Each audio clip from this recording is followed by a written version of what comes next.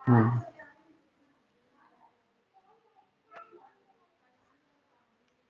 आज ये वाला देख लेते हैं ना, कृषि का टॉपिक है ना? कृषि का टॉपिक हर परिप्रेक्ष्य में ना ही छोटा है ना ही बड़ा है, कॉन्सेप्ट भी है इसका। चलो, हाँ, चलो शुरू करते हैं फिर। हाँ, बंद बंद रहेंगे।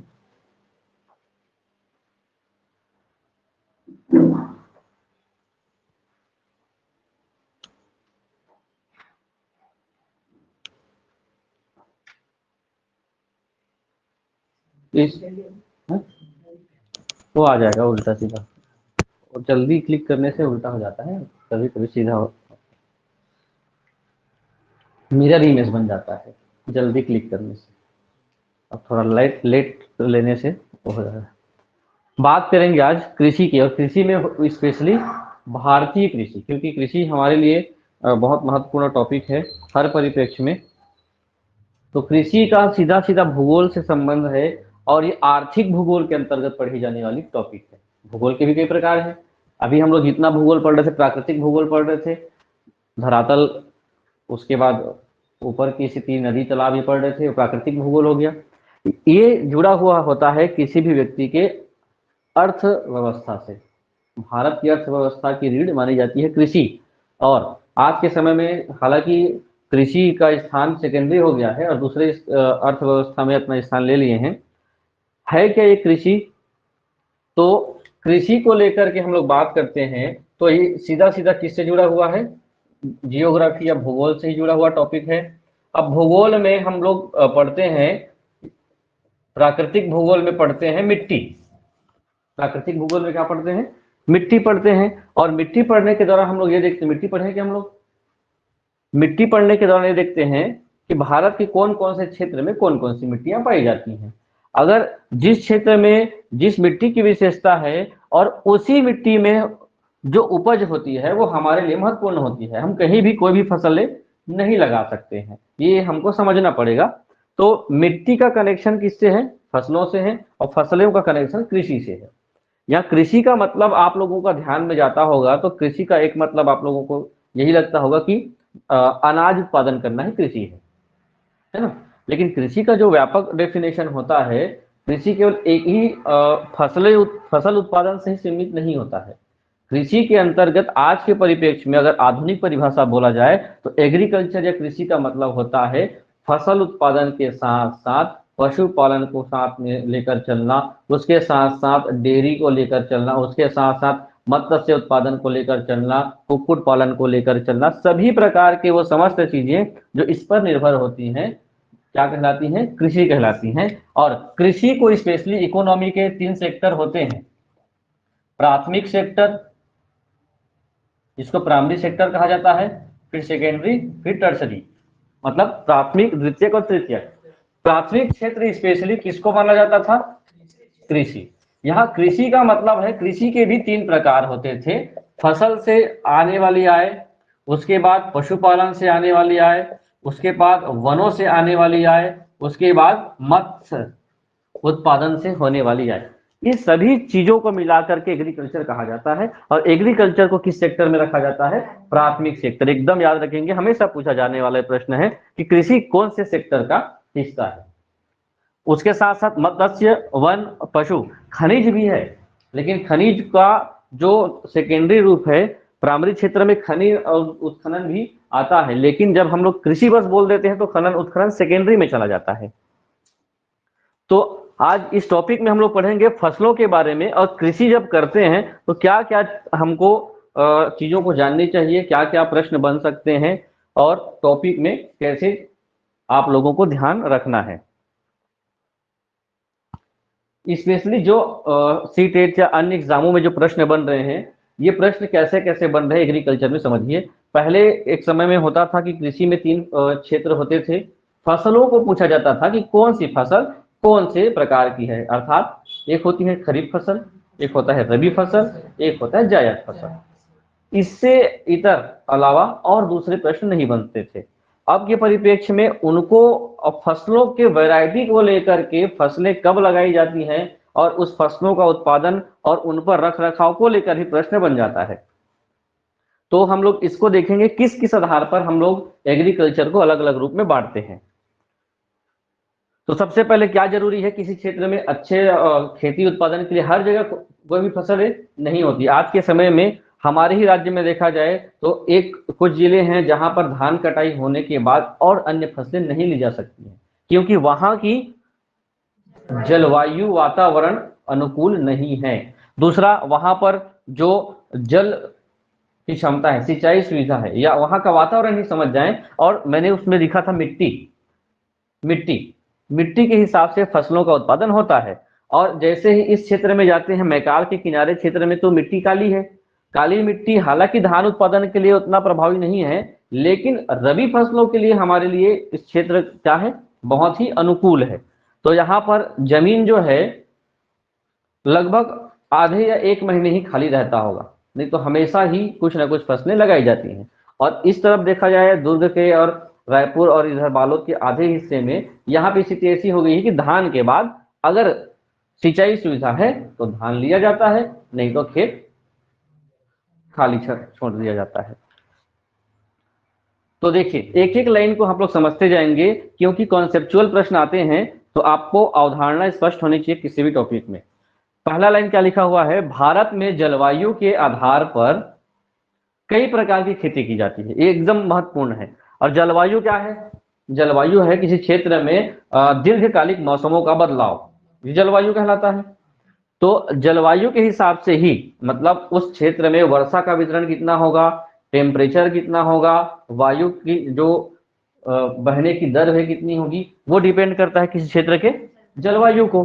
तो अगर किसी क्षेत्र में वर्षा का वितरण कम है तो जहां पे कम पानी चाहिए वैसी फसलें लेंगे, और जहां अधिक बरसात होती है तो वहां पर अधिक बरसात होती है, तो जितना ज्यादा हो सके उनमें वैसी फसलें ली जाती हैं। तो कई प्रकार के हम लोग क्या करते हैं, खेती करते हैं। भारतीय कृषि को जलवायु के हिसाब से अलग अलग बांट दिया गया है ना। तो ए में इसमें एक प्रश्न था, भारतीय कृषि को जलवायु हिसाब से अलग अलग बांटा गया है, लेकिन कितने प्रकार से बांटा गया, ये पीएससी का प्रश्न था। आप लोग इसको सर्च करेंगे, शायद कृषि जलवायु प्रदेश या कृषि जलवायु क्षेत्र जोन होता है, कृषि जोन। जैसे छत्तीसगढ़ को 3 कृषि जोन में बांटा गया है, उत्तर, मध्य और दक्षिण, वैसे ही पूरे भारत को शायद 20 जोनों में बांटा गया है। इसको देखेंगे, अभी अगर सुविधा उपलब्ध हो देखने का तो आप बिल्कुल इस पे रिसर्च करिए, सर्च करिए, देखिए तो कितने भारतीय कृषि को कितने जोन में बांटा गया है, एक बार देखिए। अभी आंसर भी लिख लेंगे और मोबाइल जिनके पास होगा। मुझे ऐसा लग रहा है कि 20 जोन में भारत की जलवायु को बांटा गया था, और छत्तीसगढ़ तो 3 जोन में बटा हुआ है। जोन अलग होता है, जोन कहने का मतलब है जिस जलवायु का एरिया है वैसा उसका जोन है। जैसे भूकंप जोन था, वैसे ही जलवायु का ही कृषि का, भारतीय कृषि का एक जोन बना हुआ है। तो वो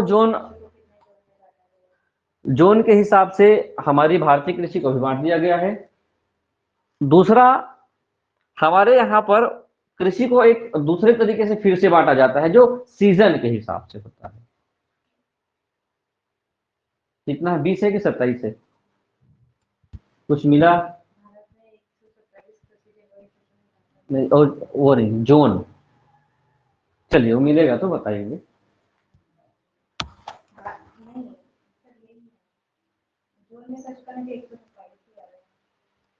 भारत में कितने कृषि जोन हैं? 147 कृषि जोन।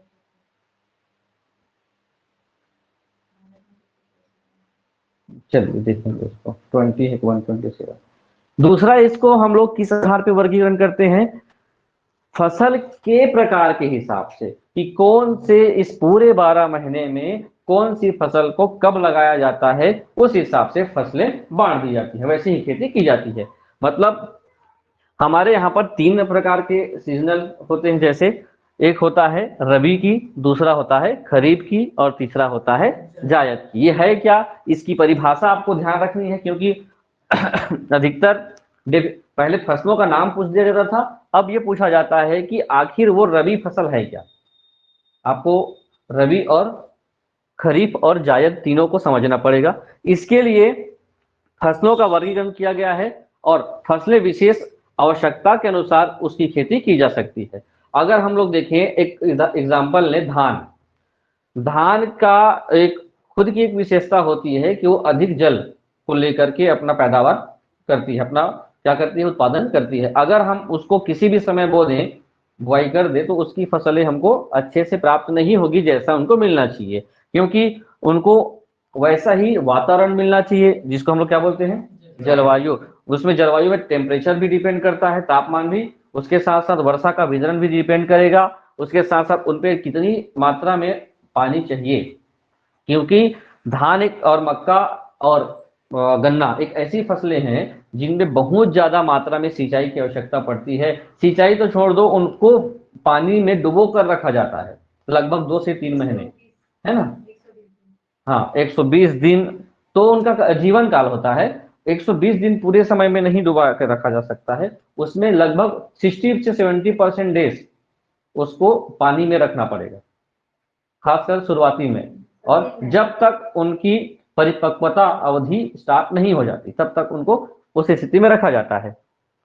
तो उस हिसाब से अभी हाल ही में एक हुआ है कि बहुत ज्यादा पानी लगता है, तो कुछ ऐसे क्षेत्र हैं हमारे छत्तीसगढ़ में कि बरसात के महीने में खरीफ फसल है, बरसात होती है, तो अब उनको रबी के रूप में भी धान की खेती को की जा रही है। अब मतलब अभी धान कटाई के बाद तुरंत उसमें क्या लिया जाएगा, फिर से धान लिया जाएगा, जिसको हम लोग डबल फसल बोलते हैं। अब डबल फसल जिन लोगों को ली जा रही है, उनको जल स्रोत कहाँ से मिलेगा, पानी कहाँ से मिलेगा? एक ही सोर्स है, जो है भूमिगत जल, ट्यूबवेल।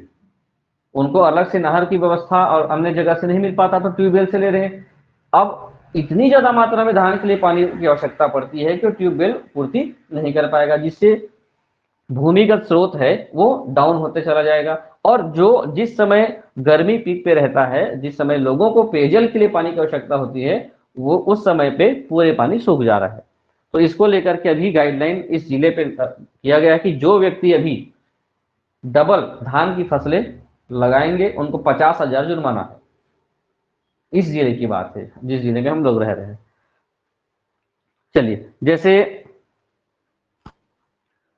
बात करें तो हर मौसम में इनको बांटा गया है, किसके किसके हिसाब से, उनके जलवायु, मिट्टी के प्रकार, सिंचाई की सुविधा, उपलब्धता के हिसाब से, और उनके खुद के गुण और विशेषता के हिसाब से उनको 3 प्रकार से बांट के रखा गया है फसलों को। कृषि में फसलों के बारे में हम चर्चा कर रहे हैं, तो फसलों को सबसे पहले बात करेंगे खरीफ फसल। एकदम ध्यान रखेंगे खरीफ फसल क्या होती है और ये कब शुरुआत की जाती है, कब कटाई की जाती है। यहां तक ये भी पूछा गया था इसकी कटाई कौन से महीने में की जाती है, ये भी पूछा जा चुका है। तो देखिए, खरीफ की फसल जो कब होगी, बुआई की शुरुआत वर्षा ऋतु में, और इनकी कटाई की शुरुआत अभी जो अक्टूबर लास्ट या 15 अक्टूबर को माना जाता है। तो इनको खरीफ के साथ साथ इनको वर्षा काल की फसल भी कहा जाता है, क्योंकि कब आएगा ये, वर्षा काल। इन फसलों की बुआई करते समय टेम्परेचर क्या होता है, हाई टेम्परेचर होता है। क्योंकि अब महीना पूछ दिया जाए कब होगा, महीना पूछ दिया जाएगा तो आपको ध्यान रखना है 15 जून से लेकर के 15 जुलाई तक, एक महीने का एक पूरा होता है समय। इस समय तक 15 जून को मानसून छत्तीसगढ़ पहुंचता है, भारत में पूरा इलाके में पहुंच जाता है। इस समय काल में पूरा का पूरा खरीफ फसल बोया जाता है। अब चूंकि आर्द्रता की भी आवश्यकता होती है, अगर 15 दिन 20 दिन अगर बरसात नहीं होती तो अपने में नमी धारण करने की क्षमता होनी चाहिए फसलों में, ताकि उस समय भी अपने आप को जीवित रख सके। इसी कारण से उनको किसकी आवश्यकता होती है, आर्द्रता की आवश्यकता होती है।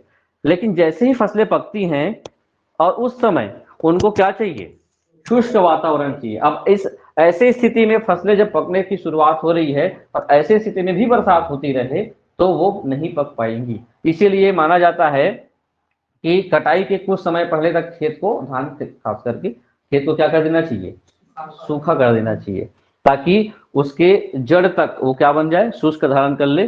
अब क्योंकि ये भी हम लोग पढ़ चुके हैं, ऐसी फसलें दक्षिण पश्चिम मानसून में शुरू होने के साथ बोई जाती है। मतलब दक्षिण पश्चिम मानसून की शुरुआत ही बरसात की शुरुआत है, समय होता है जून से जुलाई तक, और कटाई कब की जाएगी, सितंबर अक्टूबर के लास्ट, सितंबर लास्ट, अक्टूबर 15 अक्टूबर तक की जाती है। अब इनमें सबसे और महत्वपूर्ण कि कौन कौन से फसलें हैं। तो जैसे अभी जितने लोग हैं आप लोग सभी खेती किसानी से जुड़े हुए हैं, तो हम लोग जैसे जुड़े हुए हैं ना, तो इनसे ज्यादा नाम से मतलब नहीं होता है। हम जितने फसलों को खेत में लगे हुए देखे हैं उससे गेस करते हैं।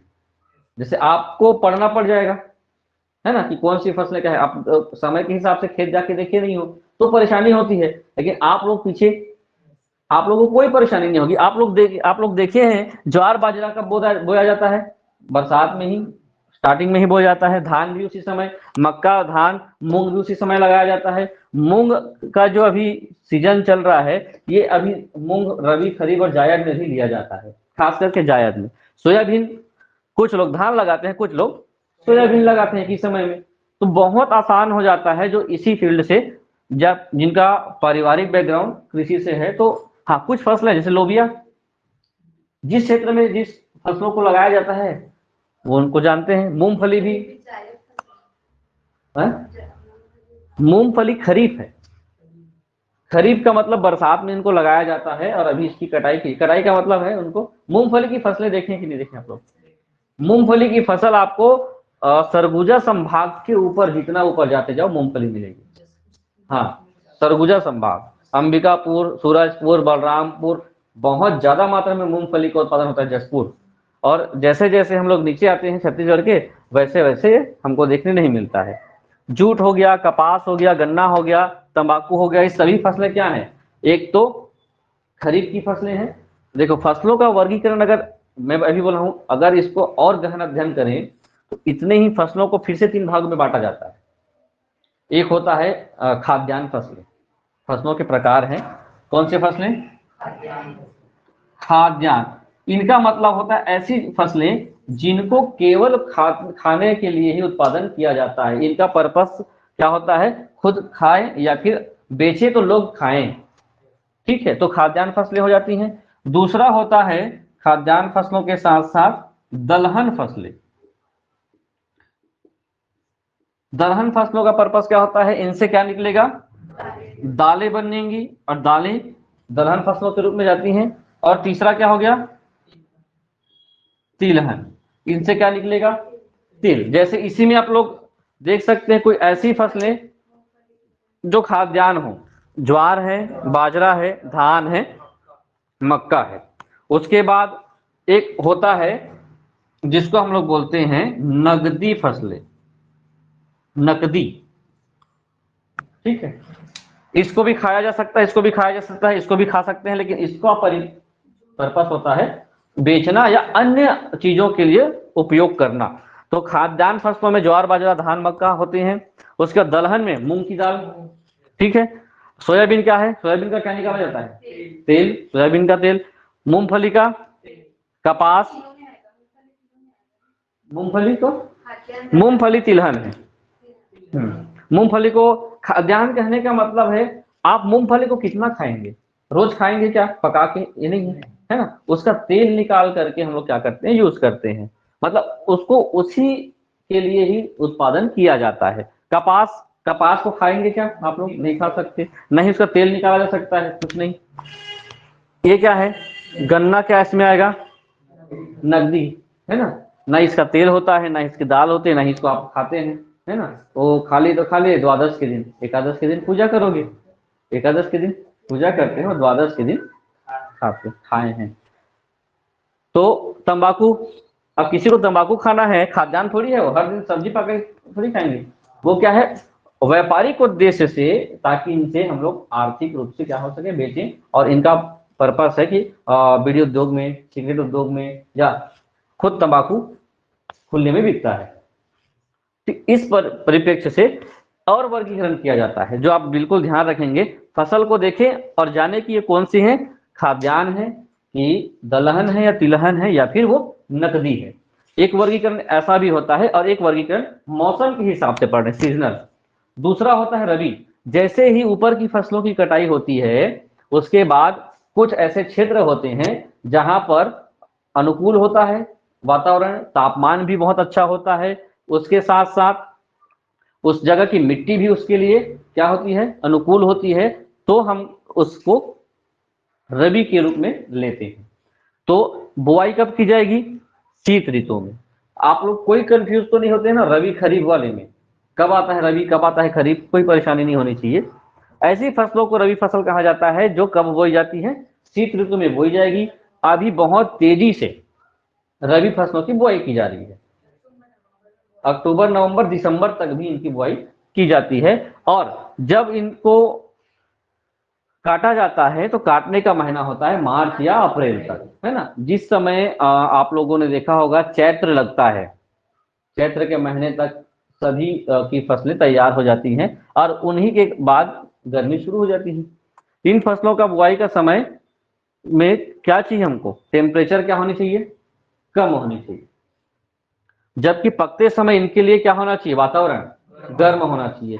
इसलिए इसको आप लोगों को बिल्कुल ध्यान रखना है, ऐसे स्तर पे ही प्रश्न बन रहे हैं। अब हम लोग नाम बस जान लेते हैं, ये रबी ये खरीफ है, कॉन्सेप्ट क्या है कि टेम्परेचर किसके लिए क्या होना चाहिए, ये ध्यान रखेंगे। और वैसे भी ये कॉमन सेंस वाली बात है, जब इनको काटा जा रहा होगा मार्च अप्रैल में तो उस समय गर्मी तो होती ही है, जब गर्मी होती है तो वातावरण गर्म ही होता रहा होगा, लॉजिक है ये, इसमें कोई परेशानी नहीं होगी। अब इसके अंदर देखिए, आप लोग हर एक फसल को बताएंगे कि ये रबी तो सभी हैं, लेकिन कौन से खाद्यान्न है, दलहन तिलहन और नगदी है। पहली जो फसल है वो क्या है, गेहूं, गेहूं गेहूं खाद्यान्न, जौ खाद्यान्न, ठीक है, जौ जौ की रोटी बनाई जाती है, चना दलहन, मटर दलहन, सरसों राई तिलहन, बरसीम, बरसीम एक प्रकार का, अधिकतर ना चारों के लिए बरसीम का उपयोग किया जाता है। जो चारे होते हैं ना पशुओं के लिए, चारों की ही खेती की जाती है, जैसे मक्का का जो ऊपर का हिस्सा होता है उसको, और बरसीम स्पेशली चारों के लिए बरसीम लगाया जाता है। तो पशुओं के खाद्यान्न हो गए आलू खाद्यान्न, मसूर और लूसन, हाँ लूसर्न लिखा हुआ है।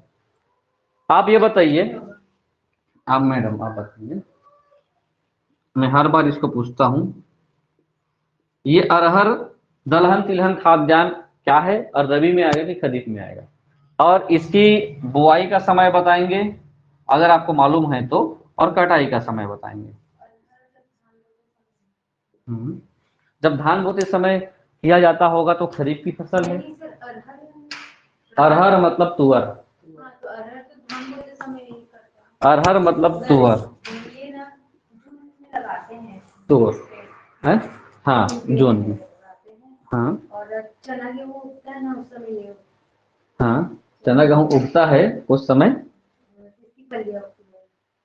मैं लिखा हूं कब की जा सकती है। तो अरहर एक ऐसी फसल है जो बुआई तो की जाती है खरीफ के साथ, लेकिन कटाई की जाती है रबी के साथ। रबी जब कटती है तब इसकी कटाई की जाती है। लेकिन जब पूछा जाएगा तो आप आधार मानेंगे किसको, बुआई को। तो अरहर बुआई का आधार मानते हैं, तो बुआई होती है खरीफ के साथ, तो ये खरीफ फसल होगी। ठीक, बिल्कुल ध्यान रखेंगे। और कटाई को आधार मान ली तो आपका आंसर गलत हो जाएगा। आप सोचे कि कौन सी फसल होगी, लॉजिक लगा लिए, ये तो कटता किसके साथ है, चना गेहूं के साथ, तो चना गेहूं कौन सी फसल है, रबी, तो ये भी रबी होगी, ये हो जाएगा लॉजिक गलत। फिर बुआई लॉजिक लगाएंगे, बुआई जिस समय की जाएगी उस समय क्या माना जाएगा इसको, खरीफ की फसल। अधिकतर इसमें फिर से आप लोगों को ध्यान ले आता हूं, जौ और ज्वार में कंफ्यूजन होता है, ठीक है, ज्वार और जौ, हाँ ज्वार बाजरा खरीफ है, जौ क्या है, जौ की फसलें आप लोग देखे होंगे। चलो तो मन, ये कौन सी फसल है बताएंगे, अलसी सुने हैं, अलसी कब लगाया जाता है,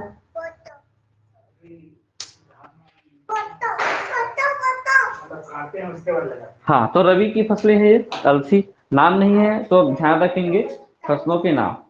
जायद किसको कहते हैं, जायद फसलें सीधा सीधा ये पूरे सेंटेंस को अगर आप लोग ना भी पढ़ें और एक बार सुन ले तो उसको, जैसे ही अप्रैल खत्म होता है, मार्च खत्म होता है, वहां से लेकर के खरीफ फसल तक का बीच का समय 3-4 महीना बचा हुआ रहता है।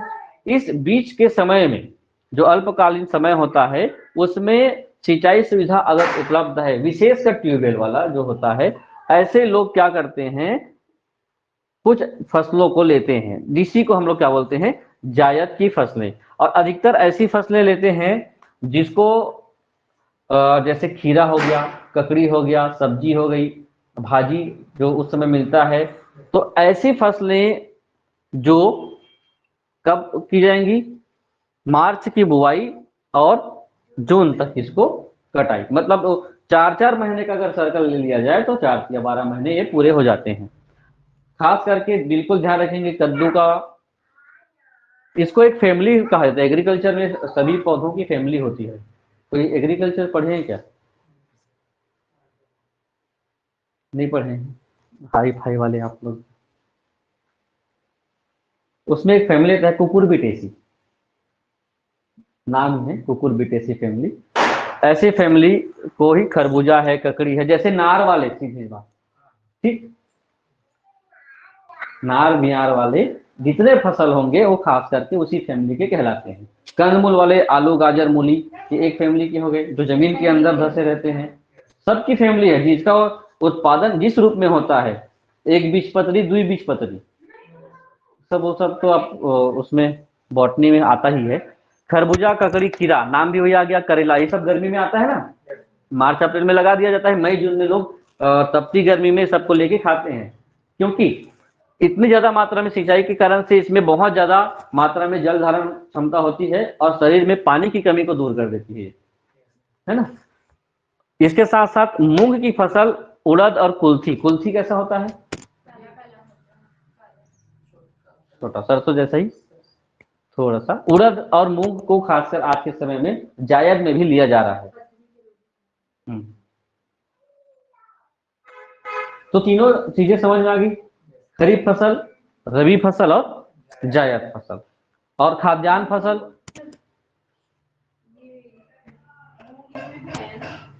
मूंग को, ये ऑप्शनल है, कुछ लोग आज के समय में मूंग और उड़द को भी ले रहे हैं क्योंकि इनका जो अनुकूलन है उस क्षेत्र में भी जल धारण, क्योंकि पानी चलाना पड़ता है इसमें भी, उस कारण से ये सक्सेस आज के डेट में हो रहा है, लोग ले रहे हैं इसकी फसलों को।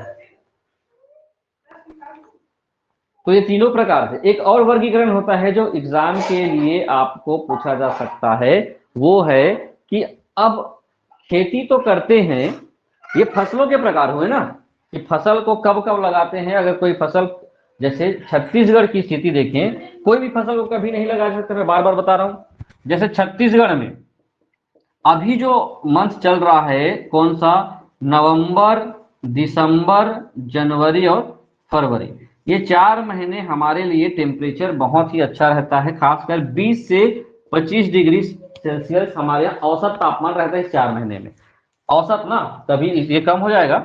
तो इस समय में हमारे यहाँ पर जो फसलें होती हैं बहुत ज्यादा, मतलब लोग कहीं भी फसलें लगा दें, सब्जी लगा दे, भाजी लगा दे, उत्पादन होता है। और खास करके अभी जो फसलें, टमाटर की बात है, टमाटर अभी हमारे राज्य में बहुत हाई चल रहा है, क्योंकि टेम्परेचर इस साल का टमाटर के लिए टेम्परेचर कितना चाहिए, 20 से 25 भी ज्यादा है ना, 15 से 20 डिग्री सेंटीग्रेड में टमाटर को कोई नुकसान नहीं होता है ना।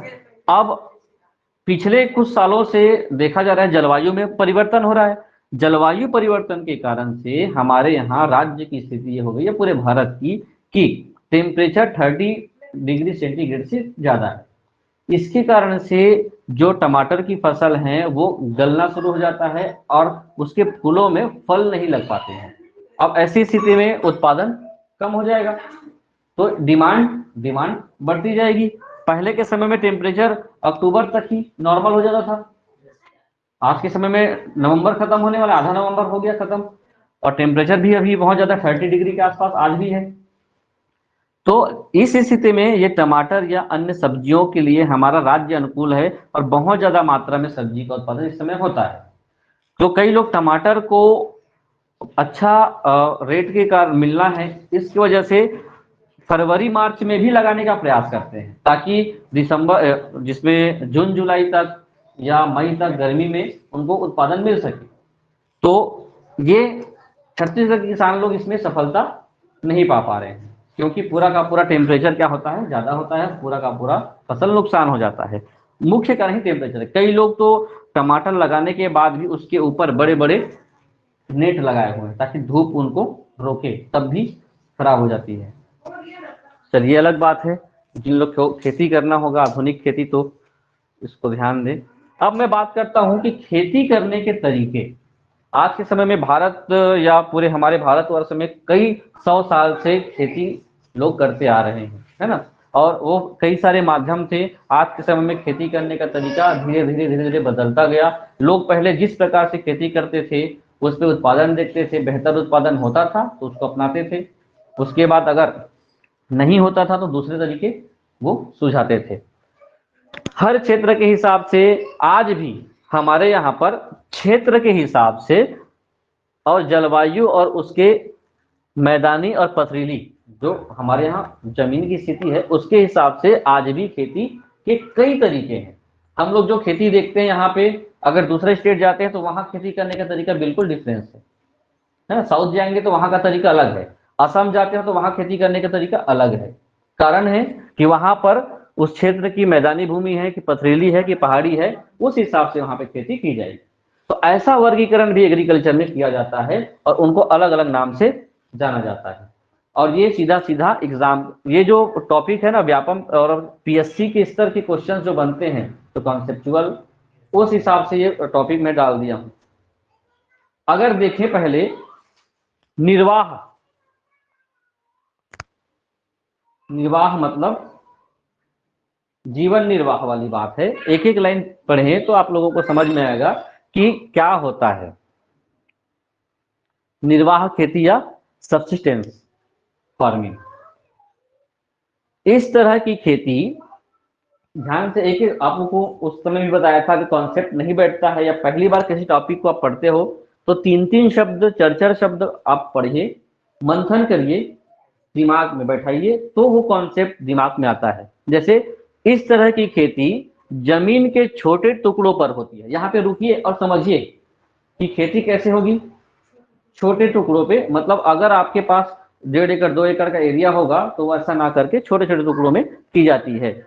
और इसमें जब खेती की जाती है तो जब खेती करने के लोग काम करेंगे, तो परिवार जब काम करता है तो उनके पास जो कृषि उपकरण होते हैं वो कैसे होंगे, आदिम औजार। आदिम का मतलब होता है पुराने, परंपरागत। आदिम का दूसरा मतलब होता है परंपरागत। जैसे आज के समय में धान कटाई करना है तो इन लोगों के पास धान काटने के लिए केवल हंसिया ही होगा, ना कि हार्वेस्टर होगा। ठीक है, तो उनके पास औजार कैसे होंगे, आदिम। और परिवार या समुदाय के श्रम का इस्तेमाल किया जाता है। मतलब 4-5 परिवार में है तो पांचों परिवार मिलकर के और खेती में क्या करेंगे, शामिल होंगे, उत्पादन करेंगे और अपना जीवन जीते रहेंगे। ये खेती मुख्य रूप से मानसून पर और जमीन की प्राकृतिक उर्वरता पर निर्भर करती है। जैसे भारत का बहुत बड़ा भूभाग जो सब्सिस्टेंस फार्मिंग कर रहा है, निर्वाह खेती कर रहा है, मतलब इसको सीधा समझिए कि लोगों के पास अगर 2-3 एकड़ खेत है तो ना ही बाहर पलायन करता है, ना ही किसी दूसरे के घर में काम करने जाता है। वो केवल निर्भर है अपने ही फसलों पर, काटता है, बोता है, उसके बाद अपने जीवन के लायक, क्योंकि सोच भी उनकी उतनी ही है कि मेरा जीवन चलना चाहिए, मैं भूखा ना रहूं बस। तो ऐसी स्थिति में जब खेती करते हैं तो निर्वाह ही मतलब है जीवन निर्वाह करना है उनको, है ना। तो खेती कैसे होगी, ना ही उसके पास अत्याधुनिक सिंचाई सुविधा है। वो किस पर टिका हुआ है, मानसून। बेहतर मानसून आया, बेहतर बारिश हुई, अच्छा हुआ तो खेती अच्छी। अगर बारिश नहीं हुई, कम बारिश हुई तो फसलें बर्बाद। ठीक है, और अधिक बारिश हुई तब भी फसलें बर्बाद हो जाती हैं। प्राकृतिक उर्वरता पर भी निर्भर है, वो जमीन पर किसी भी प्रकार का अन्य रासायनिक उर्वरकों का प्रयोग भी नहीं करता या कम करता है। किसी विशेष स्थान पर अब खेती इन लोग कैसे करते हैं ये देखिए। किसी विशेष स्थान पर जलवायु को देखते हुए फसलों का चुनाव करते हैं, मतलब धान बोना चाहिए, चना बोना चाहिए, मक्का लगाना चाहिए, और उसको कर्तन दहन खेती भी कहा जाता है, मतलब काटो जलाओ क्षेत्र को और उसके बाद कुछ दिन तक उसको रखो। इसके लिए जमीन को किसी एक टुकड़े को, वनस्पति को पहले काटा जाता है। ये विशेष करके हम लोग क्या बोलते हैं, निराई गुड़ाई करना, है ना, पहले फसलों के लिए खेत तैयार करना, फिर उन्हें जला दिया जाता है, और उसके बाद उस पे मिलने वाली राख, जब जलने वाली राख होती है तो राख जो प्राप्त होता है उसको उसी मिट्टी में ही मिला दिया जाएगा, और फिर उस पर फसलें ली जाती हैं। इस तरह की खेती में बस इतनी उपज हो जाती है कि उसका परिवार क्या हो जाता है, पेट भर जाता है। अगर उनको लगता है 2-3 साल करने के बाद कि खेती में उत्पादन अब नहीं हो रहा है, उपजाऊ नहीं है, तो उस जमीन को 4 महीने 6 महीने साल भर क्या कर देते हैं लोग, छोड़ देते हैं। क्योंकि जब खेत को आप कुछ समय के लिए छोड़ते हैं तो उन पे उर्वरता बढ़ जाती है ना, परती छोड़ना बोलते हैं। पहले के समय में हमारे ही क्षेत्र में धान लगाने के साथ साथ 2 प्रकार के खेत होते थे। एक को कहा जाता था सामान्य खेत जहाँ धान लगाया जाता है, एक को भर्री खेत कहा जाता था, उसको छोड़ दिया जाता था। खरीफ की फसलों में केवल वो बारिश होगी और उर्वरता लिए हुए रहती है, उसके बाद उस पर रबी की फसलें ली जाती थी, और रबी की फसलें बहुत अच्छे तरीके से वहां होती थी। तो केवल जीवन निर्वाह के लिए लोग अपने हिसाब से खेती करते हैं, उसको क्या कहा जाएगा, निर्वाह खेती। तो विशेषता क्या हो गई इसमें, किसी भी प्रकार के उन्नत बीजों का, कीटनाशक का या फिर सिंचाई का प्रयोग इन लोग क्या करते हैं, कम से कम करते हैं, क्योंकि इनका जीवन इन्हीं में चल रहा है, खाओ पियो और जीवित रहो। तो आधा हमारा भारत इसी खेती में लगा हुआ है। इस तरह से खेती से जो देश की आय है वो अटका हुआ है यहीं पे, और आधे राज्य में जो आधुनिक खेती की जा रही है वो देश को इकोनॉमी में अच्छा योगदान दे रहे हैं। दूसरी खेती जो होती है उसको कहा जाता है बागवानी खेती। बागवानी क्या है, इसके अंदर ये कौन सी फसल है, टमाटर। आपके यहाँ करते हैं खेती, जाते हैं खेत, तो ऐसा होता है टमाटर देखें। हाँ, एमपी तो चना गेहूं के लिए प्रसिद्ध भी है। चलिए, खेती लोगों केवल धान उत्पादन करना ही नहीं होता, कुछ लोग क्या करते हैं अपने आजीविका के लिए, या उस क्षेत्र में जो फसलें, धान नहीं हो पाता, चना नहीं हो पाता, गेहूं नहीं हो पाता, तो क्या करें, उनको पता चलता है कि यहाँ पे तो बागवानी फसलें बहुत बेहतर ढंग से ली जा सकती है। बागवानी फसलों के लिए एक विशेषता होती है कि वहां की जो मिट्टी होगी वो दक्कन ट्रेप जो संरचना होती है, जैसे पट्टी नुमा खेत, सीढ़ी नुमा खेत, ऐसे खेतों में बागवानी खेती बहुत बेहतर ढंग से की जाती है। हमारे यहाँ भारत में बागवानी खेती के लिए नॉर्थ ईस्ट फेमस है, और छत्तीसगढ़ में जसपुर प्रसिद्ध है ना। तो इसके लिए बहुत बड़े क्षेत्र की आवश्यकता होती है बागवानी के लिए, है ना। खेती करेंगे तो आजकल बाड़ी की बात नहीं कर रहा हूँ, छोटे छोटे बाड़ी की बात नहीं कर रहा हूँ, जैसे रबड़, रबड़ जानते हैं, रबड़, रबड़ की फसलें देखें आप लोग, जो आज के समय में हम लोग रबड़, जो भी रबड़ आते हैं, जैसे टायर ट्यूब, या फिर ये बालों में लगाने वाले कच्ची रबड़, पक्की रबड़, जो भी बोलते हैं, सभी रबड़, जितने भी रबड़ होते हैं वो मुख्य रूप से साउथ में बनते हैं, केरल, तमिलनाडु, कर्नाटक, ये रबड़ उत्पादन के लिए खासकर केरल में बहुत ज्यादा होता है। एक पेड़ होता है और पेड़ में ऐसा थोड़ा सा कट मार दो, उसके बाद वहां का दूध टपकते जाता है, उसको किसी पात्र में ले करके लंबे समय तक सुखाकर गाढ़ा कर दिया जाता है, और इतना गाढ़ा हो जाता है कि वो एक किस रूप में आता है, पपड़ी के रूप में बन जाता है। उसके बाद उसको सुखा सुखा कर क्या बनाया जाता है, रबड़ बनाया जाता है। बहुत ज्यादा ये समय लगता है इसमें, रबड़ में चाय हो गया, नारियल, कॉफी, कोको, मसाले, ये सभी किसमें शामिल है, बागवानी फसलों में शामिल है। तो इसका टाइम, जैसे धान का 120 दिन बोल रहे हैं, ऐसा नहीं है, इनको टाइम चाहिए, 1 साल, 1.5 साल, 2 साल, तब जा करके, क्योंकि आप हम ये टमाटर देख करके ये समझ लेंगे कि बागवानी मतलब बाड़ी बकरी, बिल्कुल नहीं। बागवानी का मतलब एक लंबे समय तक, अभी इसमें राज्य सरकार ने बागवानी फसलों के लिए मिशन बागवानी मिशन के अंतर्गत एक प्रोजेक्ट चलाया था कि जो लोग धान के अलावा ये सब करेंगे उनको प्रोत्साहन के रूप में पैसा भी दिया जाएगा, इनकी इंश्योरेंस भी दी जाएगी और बीमा भी उपलब्ध है।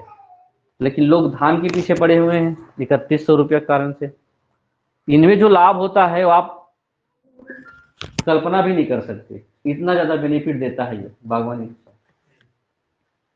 एक बार नारियल पेड़ लगा दिया, सक्सेस हो गया, खैर हमारे इलाके में तो नहीं है, लेकिन उसमें इतना उत्पादन है नारियल पेड़ में। हाँ बिल्कुल ध्यान रखेंगे, क्षेत्र भी बड़ा होना चाहिए, है ना। 5-6 नारियल पेड़ लगा दिए, उसी भरोसे बैठे हो तो, है ना, घर एक बार पीछे ही पानी है। तो सगा है होता है ऐसे। कुछ ऐसी फसलें लगाए हो और मेहमान आ जाते हैं तो उनको खातिरदारी में देना पड़ जाता है कुछ कुछ। हाँ, हाँ, बाड़ी का मटर हो गए। कृषि के लिए बहुत अधिक पूंजी भी चाहिए, क्षेत्र भी चाहिए, मेहनत भी चाहिए। कई ऐसे कंपनियां या कारपोरेट हैं जो बड़ी मात्रा में जमीन को क्या करते हैं, लीज पर लेते हैं और खेती कर रहे हैं। ऐसे ही जो अभी मैं बता रहा था, जो अभी इससे पहले जो सरकार थी, कांग्रेस सरकार छत्तीसगढ़ में, ये चीजें करने का प्रयास कर रही थी कि किसी का एरिया जो बंजर जमीन है उसको लो और जो अनुकूलन है, जैसे चाय पत्ती का है या फिर रबड़ का है या जो भी बागवानी, उसको लगा दो। अमरूद का एक चला था अभी, और आम का, आम पौधे दिए गए थे 1 एकड़ 1.5 एकड़ में आम लगाओ और आम कब फलेगा, तो वो हाइब्रिड आम थे जो बहुत जल्दी तैयार, 5 से 7 साल में तैयार होने वाले थे। उसके बाद तीसरी खेती जो है जिसको हम लोग इंटेंसिव फार्मिंग कहते हैं, या फिर हम लोग इसको किस नाम से जाने, गहन खेती।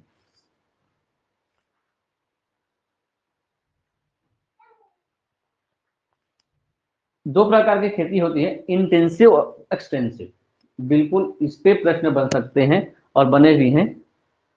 गहन खेती क्या है, ये सघन खेती भी इसको कहा जाता है। इस खेती में आपको जमीन क्या है, कम है, लोगों के पास जमीन कम है ना, और उस कम जमीन में ज्यादा से ज्यादा उत्पादन, कम जमीन में ज्यादा से ज्यादा उत्पादन। अगर आपके पास 1 एकड़ खेत है और 1 एकड़ में कितना है, आपका उत्पादन 20 क्विंटल हो रहा है धान औसत रूप से, लेकिन आप करना चाहते हो इंटेंसिव फार्मिंग, तो आप इस जब 20 एकड़ में, सॉरी 20 क्विंटल में आपने ज्यादा मेहनत नहीं किया, ना ही उसमें उर्वरक डाला है, ना ही खाद डाला है, ना ही अधिक परिश्रम किया है और ना ही उपचारित बीज डाला है, फिर भी 20 क्विंटल होता है। अब इसमें आपको उत्पादन करना है 60 कोकलिन। तो अब 60 क्विंटल उत्पादन करना होगा, तो आपके पास क्या प्लान होगा कि इस पे क्या करें। सबसे पहले तो कृषि उत्पादन में अच्छे से उर्वरक का, कीटनाशक का प्रयोग करेंगे और कम जमीन में अधिक मेहनत का काम करेंगे, अच्छे से अच्छे बीज का इस्तेमाल करेंगे, सही समय में उसको देख रेख करेंगे, है ना, तब जा करके वो क्या करेगा, उत्पादन ज्यादा देता है।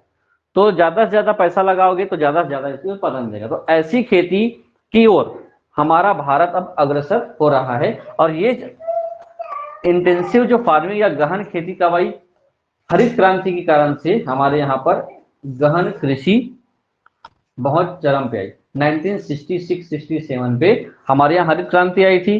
उससे पहले हम लोग ना ही कीटनाशक जानते थे, ना ही हम लोग क्या जानते थे, रासायनिक उर्वरक जानते थे। दूसरा कॉन्सेप्ट, हम लोग सामान्य रूप से एक बार बोल दिए फिर छोड़ दिए पढ़ती। इसमें क्या होगा, एक ही भूमि पे वर्ष में कई बार, एक बार में 60 क्विंटल कर दिए, दूसरी बार में 40 होगा जी, है ना। तो इसी जमीन पे 1 एकड़ में हम लोग कितना क्विंटल उत्पादन कर लिए, 60, 40, 100। पहले कितना हो रहा था, 20। तो ऐसी खेती के लिए लोग अब आगे आ रहे हैं। तो ये खेती क्या कहलाएगी आपको, सिंपल समझें तो क्या कहलाएगी, ये गहन खेती। देख आप लोग इसको खेत को भी देख सकते हैं कि किस प्रकार से एक पूरा तैयार किया जाता है, केवल छिड़क करके ही बुआई नहीं की जाती है, बोने के लिए, काटने के लिए और हर प्रकार से उनको टेम्परेचर वातावरण देने के लिए पूरा प्रयास किया जाता है।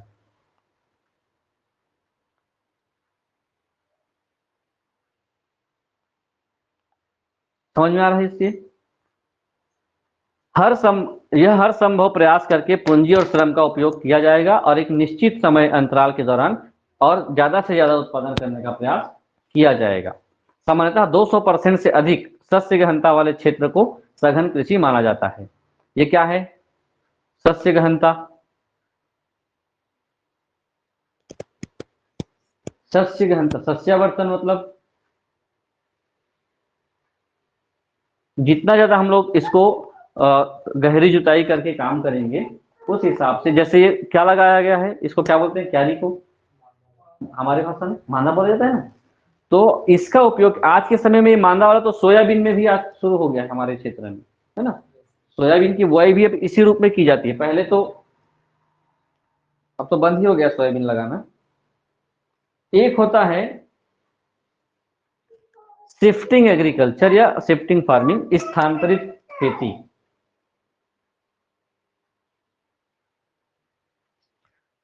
पहले समझ लीजिए स्थानांतरित खेती क्या है। ये जो खेती का आज परंपरागत विधि है, ये सबसे पुरानी विधि है। पहले के जमाने में जब जो लोग थे, आदिम जाति के लोग, खास करके आज भी जनजाति जो लोग हैं, वो स्थानांतरित खेती करते हैं।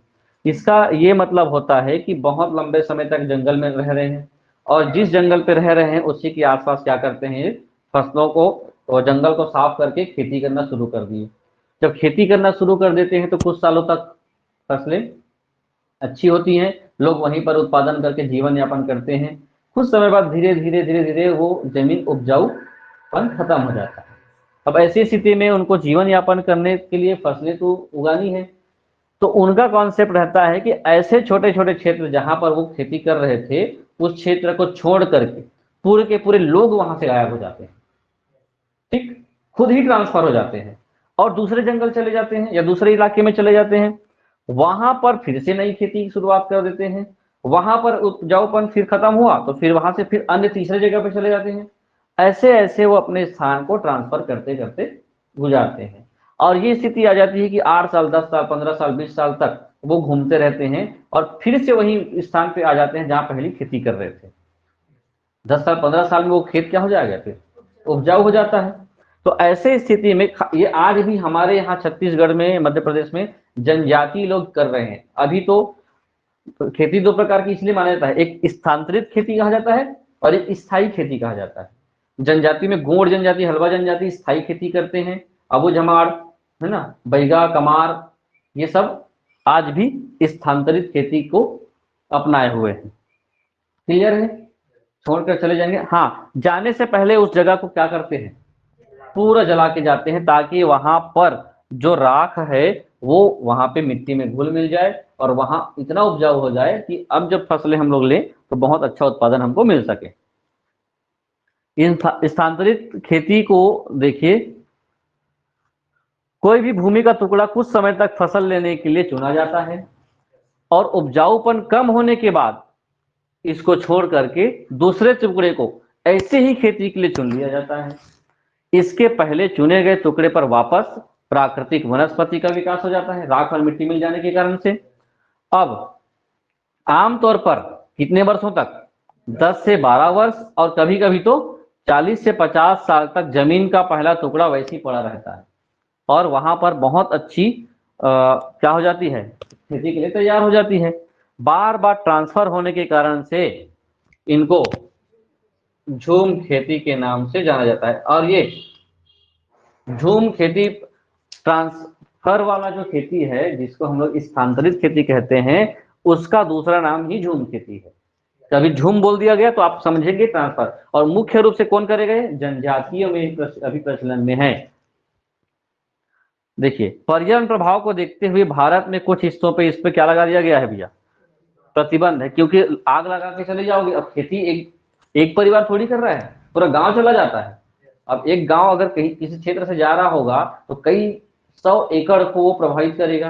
अब ऐसी स्थिति में आग लगाकर चला गया तो जंगल में आग लगने का खतरा, जंगल में पेड़ों के आग लगने से ज्यादा खतरा है हमारे यहाँ पर जो जमीन पे पाए जाने वाले सूक्ष्म जीव हैं वो मर जाते हैं।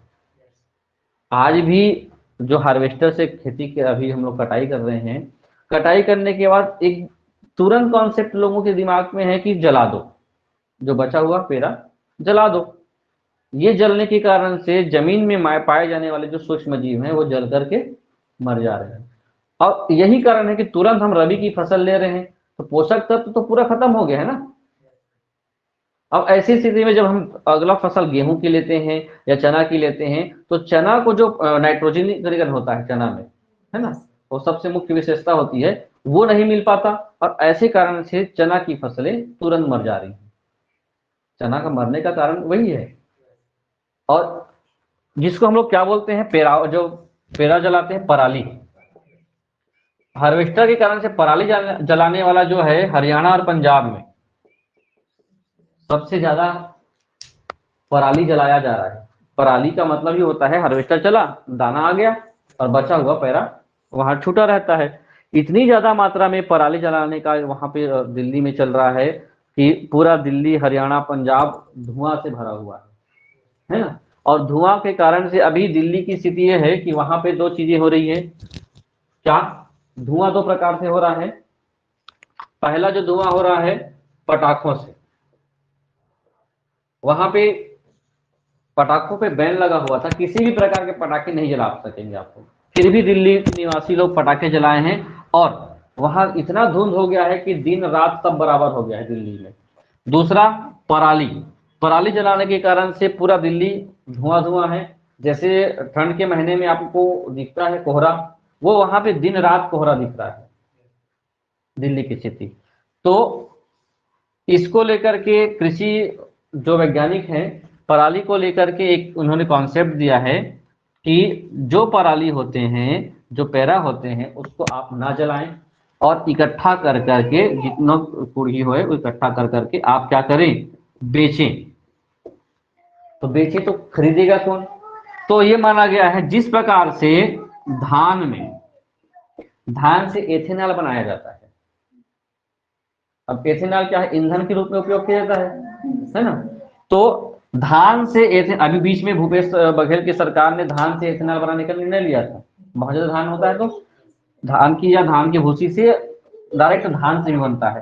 तो पराली से माना गया है कि पराली को आप बेचें और पराली को कंप्रेस करके उससे जलाने से हम लोग ईंधन के रूप में या एथेनॉल के रूप में क्या बनाएंगे, एथेनॉल, जिसको हम लोग क्या बोलेंगे, 2G। 2 का मतलब हो सेकंड और G का मतलब जनरेशन। सेकंड जनरेशन का एथेनॉल बनाया जाएगा इस पराली से। तो आप जलाए मत। जलाने से क्या हो रहा है, इसको एक शब्द आता है AQI, एयर क्वालिटी इंडेक्स। जो माना जाता है जिस क्षेत्र की एयर क्वालिटी इंडेक्स 400 से पार गया, 300 से पार गया, तो वहां की वायु बहुत खराब है, सांस लेने के लायक नहीं है, आप दमा, अस्थमा और फेफड़ों की बीमारी से मर जाएंगे अगर कुछ समय तक। तो दिल्ली का पूरा शहर 400 प्लस AQI चल रहा है, उस पर रेंज आता है। ये पर्यावरण वगैरह के हिस्से हैं जो आप लोग सिलेबस में नहीं, मत सोचिएगा। यहाँ पे ग्रीन होता है, येलो होता है, बैंगनी, पर्पल, फिर रेड, ये अलग अलग कलर के इंडेक्स ऐसे जाते हैं। तो ये 400 पार हो गया है एयर क्वालिटी इंडेक्स, तो खतरनाक जोन में पहुंच गया है। चलिए कहाँ पहुंचे थे इसको देख लेंगे, ये भी जानने वाली चीज थी। जनजाति लोग करेंगे। हमारे यहाँ पे झूम खेती को अलग अलग नाम से भी जाना जा रहा है। जैसे पूर्वोत्तर राज्य में पूरा क्या बोला जाता है, झूम। आंध्र प्रदेश में और ओडिशा में पोडू बोला जाता है। और केरल में ओणम। ओणम। मध्य प्रदेश, छत्तीसगढ़ में बेवार खेती, मसान खेती, पेद्दा खेती और बीरा खेती। और राजस्थान में वालरा खेती के नाम से जाना जाता है। देखिए शब्दावली में सभी जगह अलग अलग शब्दावली मिलेंगे, लेकिन मुख्य रूप से हर क्षेत्र में काम वही है, जलाओ जाओ भाओ, फिर कुछ दिन रहो फिर जाओ। अभी इंटेंसिव पढ़े थे, अब ये क्या है, एक्सटेंसिव। हाँ, व्यापक खेती। व्यापक खेती या व्यापक कृषि, जिसको हम लोग गहन खेती के विपरीत मानेंगे, है ना, एक कृषि उत्पादन प्रणाली है जो खेती, जहां भी खेती की जा रही है, भूमि क्षेत्र के सापेक्ष श्रम की मात्रा, उर्वरक की मात्रा या पैसों की मात्रा छोटे मात्रा में, कम मात्रा में लगाई जाती है। ये आधुनिक प्रकार की खेती है जिसे बड़े पैमाने पे आज की डेट में विकसित दुनिया में या विकसित देशों में और भारत के कुछ हिस्सों में देखी जा रही है। इस पद्धति में मशीनों द्वारा यांत्रिक विधि से खेती की जाती है और जिससे किसी भी क्षेत्र, बहुत कम ऐसे स्थिति आती है जहां पे मानव श्रम की आवश्यकता होती है। बुआई के लिए मशीन, कटाई के लिए मशीन, और निराई गुड़ाई के लिए मशीन, दवाई छिड़कना है तो मशीन, सभी के लिए मशीनों का सहारा लिया जाता है। अब ऐसी स्थिति में उत्पादन क्या होता है, प्रति व्यक्ति उत्पादन बहुत अधिक होता है, ठीक है, प्रति व्यक्ति उत्पादन, और एक होता है उत्पादन क्षमता। और कम जनसंख्या वाले क्षेत्र में इस प्रकार की खेती अधिक प्रचलित है। कम क्षेत्र है तो ये आप लोग समझिए, प्रति व्यक्ति उत्पादन क्या है और प्रति व्यक्ति उत्पादकता क्या है, समझते हैं। इकोनॉमी में तो मैं पढ़ाऊंगा ही। प्रति व्यक्ति उत्पादन मतलब अगर हम लोग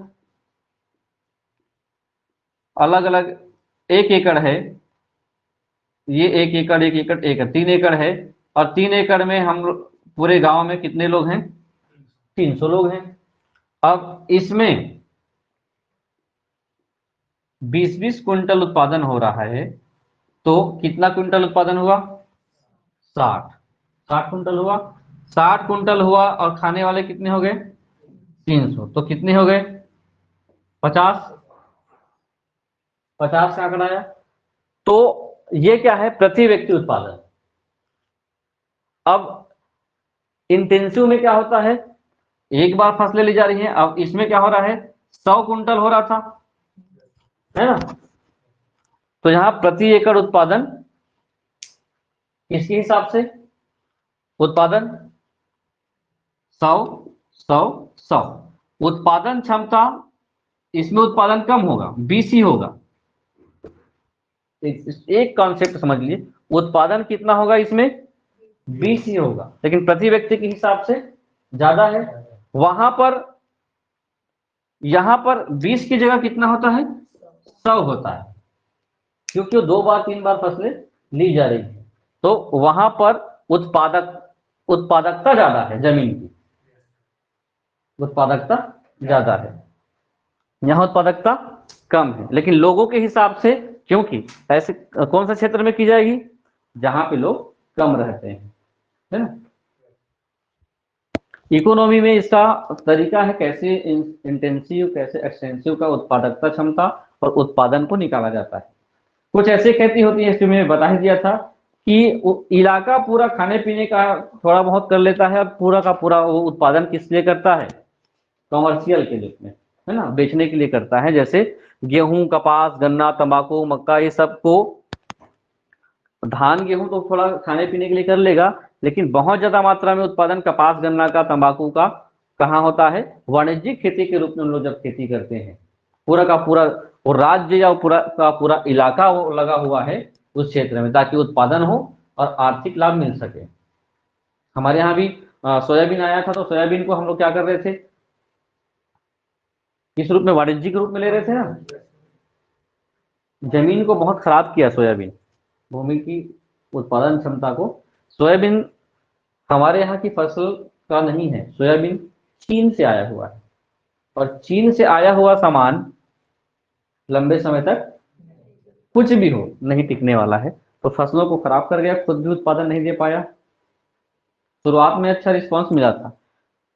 कुछ ऐसी खेती होती हैं जहां पर वर्षा की मात्रा बहुत कम होती है, लेकिन वर्षा की मात्रा कम हो और जो भूमि है रेतीली है, वहां पर ऐसी फसलें ली जा सकती हैं। जैसे इनमें ज्वार, बाजरा और मटर एक ऐसी फसल है जिनको ज्यादा पानी की आवश्यकता नहीं होती है।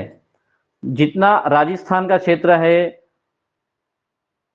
गुजरात का उत्तरी क्षेत्र, उत्तर पश्चिम क्षेत्र, यहाँ शुष्क इलाकों पे कम पानी में भी, सूखी भूमि में भी ज्वार बाजरा की खेती की जाती है।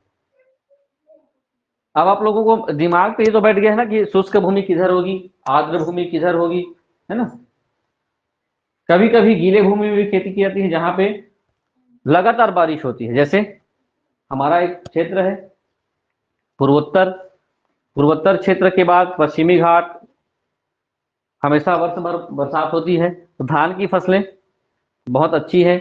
जूट में और गन्ना में मैंने स्टार्टिंग में ही बताया था, चावल हो गया मतलब धान ना, जूट और गन्ना, ये सब सभी के लिए किसकी आवश्यकता पड़ती है? बहुत अधिक पानी की आवश्यकता पड़ती है। समझ तो आ रहा है ना कि फास्ट हो रहा है? ठीक है ना, क्योंकि इससे जुड़े हुए हैं, ये जान लीजिए भाई। और ये आपके काम का हो सकता है। नई खेती प्रणाली आ गई है, बहुत आधुनिक विधि है, ये टेक्निकल चीज है, एक्वापोनिक्स। एक्वेरियम सुने हैं? एक्वेरियम किसको कहा जाता है? एक्वेरियम मछली रहते हैं ना, तो मछली रहती कहाँ है? ऐसा स्थान जो कृत्रिम रूप से जल से भरा हुआ हो, और वहां कृत्रिम रूप से जल भराव के कारण से किसी जीव जंतु वनस्पतियां का उसी तरीके से विकास होता है, उसी तरीके से उनको वातावरण मिलता है जिस तरीके से वो प्राकृतिक रूप से वो चाहते हैं। अब एक्वा मतलब तो जल ही होता है भाई, सुने ना, एक्वा मतलब पानी होता है। तो पानी में की जाने वाली खेती को क्या कहा जाएगा? एक्वापोनिक्स। इमेज दिख रहा होगा, कोई लाइव देखे क्या इसको? एक्वापोनिक्स खेती हमारे यहाँ कहाँ की जाती है? अभी सक्सेस हमारे यहाँ पे नहीं हो पाया, यहाँ जमीन में नहीं हो रहा है तो पानी में कहाँ करोगे? एक्वापोनिक्स तकनीक में पानी के टैंकों या छोटे तालाबों को तैयार किया जाता है, और किसको रखा जाता है? मछली डाल दिया जाता है। बस इसको पढ़ लीजिए, समझ में आ जाएगा। अब इन मछलियों के जो वेस्ट मटेरियल होते हैं, जैसे मल होता है, वो पानी में मिल जाता है ना। अब जल साफ है, अब उस पे मिल जाता है मछलियों के वेस्ट मटेरियल। अब जैसे ही मिलते हैं तो जल में क्या हो जाता है? अमोनिया बढ़ जाता है, NH3। अमोनिया बढ़ गया, अमोनिया बढ़ा तो इस पानी को तैयार किए टैंक को डाल दिया जाता है। अब टैंक में मिट्टी नहीं डाला जाएगा, मिट्टी की जगह किसको? फिल्टर। और पौधे मिट्टी की जगह पानी से ही, क्योंकि मिट्टी से ही हमको पोषक तत्व मिलता था सामान्य रूप से, अब वो पोषक तत्व किससे मिलेगा? पानी से। इसके बाद पानी को मछलियों को टैंक में वापस डाल दिया गया, पोषक तत्व पौधे ले लिए, फिर डाल दिया गया। ये बार बार इसको रिपीट किया जाता था। और ऐसी स्थिति में जिस पानी का हम लोग उपयोग कर रहे हैं, पौधे सोखते जा रहे हैं पोषक तत्व वाले जल को, फिर पानी बच गया, अमोनिया युक्त को सोख लिया, फिर वापस डाल दिया उस टैंक या तालाब में, फिर उसको वही किया जा रहा है। तो ये चीजें बार बार दोहराई जाती हैं और खेती को किया जा रहा है। कई बार जमीन नहीं होने के कारण से, या जो पानी है रेतीला क्षेत्र है, या लवणीय क्षेत्र है, या बर्फीले क्षेत्र है, जो भी स्थिति है, उस स्थिति पर इसको इसको हाइड्रोपोनिक्स भी कहा जाता है। हाइड्रोपोनिक्स या एक्वापोनिक्स। हाइड्रो मतलब भी पानी होता है। इसमें देश के बहुत ज्यादा बंजर भूमि में उपयोग में लाया जा सकता है। हमारे यहाँ पर पूरे भारत में सबसे बड़ा फार्म कहाँ है? बेंगलोर में है, और ये सबसे बड़ा भी है और सबसे पहला भी है, जिसको माधवी फार्म के नाम से जाना जा रहा है। ठीक है, इसी बीच इस पे भी चर्चा करना जरूरी है। जो खेती की जा रही थी हमारे यहाँ परंपरागत खेती, उस खेती में हमने देखा कि पूरे देश में कृषि उत्पादन तो बिल्कुल नहीं हो रहा है। हमारा देश खाने के लिए भी उत्पादन नहीं कर पा रहा था। ऐसे स्थिति में पूरे विश्व में एक समय था जब पहली बार नॉर्मन बोरलाग नाम के व्यक्ति ने, किसने? Norman Borlaug. कहाँ के निवासी थे? हैं? स्विट्जरलैंड नहीं भाई, मैक्सिको। ठीक है, अमेरिका मैक्सिको दोनों क्षेत्र से ये जुड़े हुए थे। मैक्सिको के व्यक्ति थे। इन्होंने खेती में क्या लाया? क्रांति लाया। सामान्य रूप से हमारे यहाँ जो खेती की जा रही थी परंपरागत ढंग से काटो जलाओ खाओ पियो वाला, तो ऐसी स्थिति में पूरे देश में इनको अनुसरण करने के लिए, नॉर्मन बोरलॉग को भी अनुसरण करने के लिए हमारे यहाँ पे एक व्यक्ति ने, जिसका नाम था MS स्वामीनाथन, पूरे दुनिया में हरित क्रांति के जनक के रूप में नॉर्मन बोरलॉग को जाना जाता है। इन्होंने जो कृषि में, है ना, कृषि में जो क्रांति लाई, क्रांति का मतलब क्या होता है, ऐसा बदलाव जो अचानक से कई गुना चीजों को पलट दे, है ना, वो क्रांति कहलाती है। तो हमारे यहाँ पर एग्रीकल्चर में क्रांति के लिए किसको जाना जाता है पूरे विश्व में, नॉर्मन बोरलॉग सामान्य रूप से। और भारत में हरित क्रांति के जनक कहा जाएगा तो कौन है, तो MS स्वामीनाथन। 1970 में बोरलॉग जी को क्या मिला था, नोबेल प्राइज। इन्हें किया क्या था, इन्होंने एक वैरायटी गेहूं की बनाई और इन पे क्या हो, HYVS, HYVS, H का मतलब होता है हाई, Y का मतलब होता है यील्ड और V से होता है वैरायटी, है ना। ये लाया कहाँ पे, कृषि में। अब इनमें 3-4 चीजें की थी, 3-4 चीजों में पहला काम ये किया था इन्होंने, रासायनिक उर्वरकों को लाया, यूरिया DAP पोटास जो भी इस्तेमाल किया जाता है, खेतों में कभी इसका उपयोग नहीं किया गया था। दूसरा इन्होंने क्या लाया, सिंचाई करो भाई, खेतों में पानी नहीं है तो पानी डालो तब तो उत्पादन होगा, ये लाया। उसके बाद इन्होंने 15 प्रकार के चीजों को बदलाव किया था, उर्वरक, सिंचाई, कीटनाशक, इन सब चीजों को इन्होंने क्या किया, उपयोग किया। अब भारत में नाम तो देखिए ना, MS भारतीय हरित क्रांति के जनक ये हैं, और पूरा हरित क्रांति के जनक हमारे यहाँ पर हरित क्रांति का प्रभाव कहाँ देखने मिला था, ये आप लोगों को से पूछा जाएगा तो पंजाब, इस जगह से ही शुरुआत की गई थी। आज ये पूरे क्षेत्र में पंजाब और हरियाणा कृषि के लिए बहुत ज्यादा फेमस है ना, आज की डेट में, और जानकार भी हैं कृषि के मामले में, कृषि के कौन से तरीके से खेती करनी चाहिए, कौन से तरीके से नहीं करनी चाहिए, कब हमको उत्पादन करना है, कितना उत्पादन करना है, पूरा का पूरा ये पंजाब हरियाणा और यूपी के लोग जानते हैं। और खासकर उत्तर प्रदेश के, तो उस तरफ के उत्तर प्रदेश जो दिल्ली और ग्रेटर नोएडा, नोएडा इलाके के लोग हैं, और जो हरियाणा से जुड़े हुए है ना, उन लोग जानते हैं। जब इन्होंने उत्पादन किया तो जहां पर 20 किलो उत्पादन हो रहा था वहां पर कितना उत्पादन हो गया, 2000 किलोग्राम प्रति एकड़ उत्पादन होना प्रारंभ हो गया, जो पहले से कितना गुना था, 30 गुना, 40 गुना, 3 गुना, बहुत ज्यादा मात्रा में हुआ था। कारण वही था, बहुत अच्छी किस्मों का प्रयोग करना, वैरायटी अच्छी लाना, दूसरा उर्वरकों का प्रयोग करना, बेहतर सिंचाई का प्रयोग करना, पूरा जितने भी वहां पे नहर और बांध थे सबको खुलवा करके नहर बना दिया गया। आज की डेट में सबसे आगे हैं उन। उसी के साथ साथ खेती में गेहूं की फसलों पे ही किया गया था पहले, उसके बाद वो चावल में आया, उसके बाद अन्य क्षेत्र में वो क्रांति आती गई। हर क्षेत्र में आज के समय में उत्पादन पहले की तुलना में 3 गुना से 30 गुना हो गई है, और सभी क्षेत्र में जो फसलें हैं उसके रंग रूप के हिसाब से क्रांति का नाम दे दिया गया, है ना। अब हरित क्रांति को पूछा जाए ना पूछा जाए, लेकिन अन्य क्रांति को भी साथ में पूछा जाता है ना। पूरे क्रांति को, धान उत्पादन, गेहूं उत्पादन, चना और दलहन तिलहन, पूरे उत्पादनों को समग्र रूप से इंद्रधनुषी क्रांति कहा जाता है। ठीक है, हरित क्रांति हरा है, तो नीली क्रांति किसके लिए है, नीला कहाँ, नीली क्रांति जो समुद्र होता है नीला होता है, और नीली क्रांति समुद्र में क्या पाए जाएंगे, मत्स्य। वहीं पीली क्रांति तिलहन, विशेष करके सरसों के फूल को कॉन्सेप्ट लेकर के तिलहन लाया गया था। हाँ, तो वे भी क्रांति आप लोगों को ध्यान रखने हैं। ये आप लोगों को देख सकते हैं कौन कौन से क्रांति हैं, किस किस क्षेत्र में विकास के लिए क्रांति का नाम आया था। सबको दिख रहा है।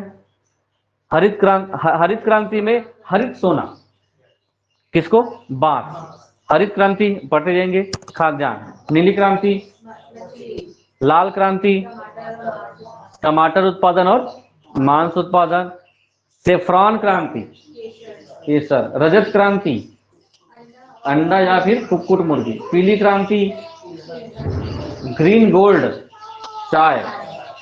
सूर्योदय या सनराइज क्रांति, आज के अभी लेटेस्ट क्रांतियों के नाम में ये जाने जा रहे हैं, जिसको हम लोग क्या बोल रहे हैं, इलेक्ट्रॉनिक उद्योगों में तेजी से हम लोग क्या कर रहे हैं, आगे बढ़ रहे हैं, है ना। श्वेत क्रांति, ये श्वेत क्रांति को पूछा जाता है कि इसको हमारे यहाँ पर वर्गीस कुरियन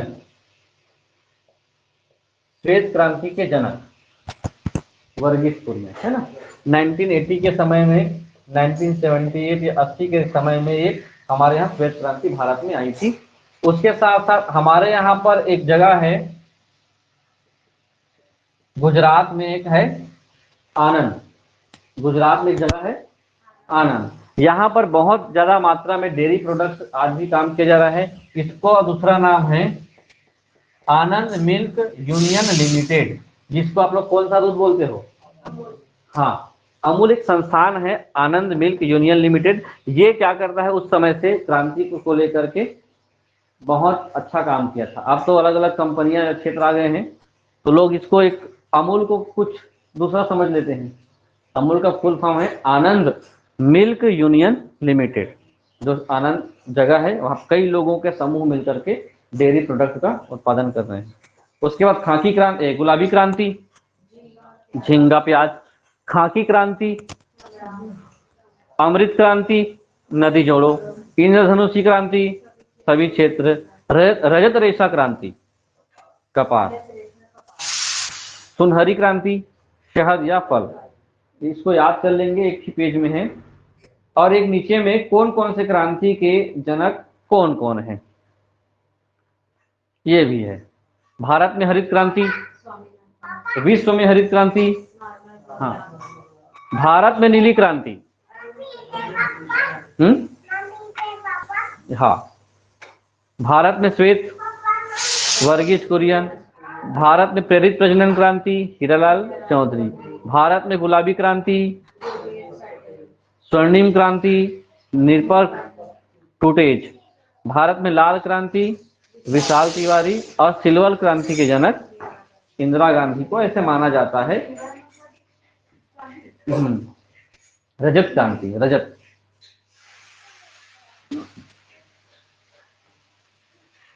याद रहेगा? नहीं, ये प्रतिपादक हैं, इनके का जनक लोग हैं। इनके कार्यकाल में, इनके योगदान से वो क्रांति आई है। हालांकि इनका योगदान उतना नहीं है, वैज्ञानिकों का योगदान है। और कौन से वैज्ञानिक है, नहीं है, कार्यकाल में आए हैं तो अपना श्रेय ले लिए हैं। वैसे मूल जो हरित क्रांति आया था, मूल हरित क्रांति, उसमें भी इंदिरा गांधी थी।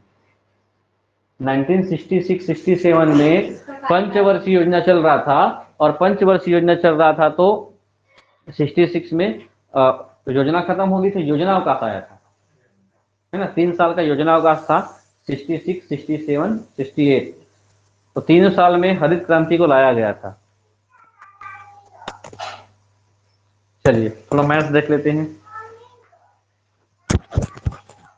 कल नेक्स्ट टॉपिक देख लेंगे। 2-3 दिन बचा है इसमें भूगोल का, फिर भारत के संविधान या सामाजिक विज्ञान का पेडागॉजी देखेंगे।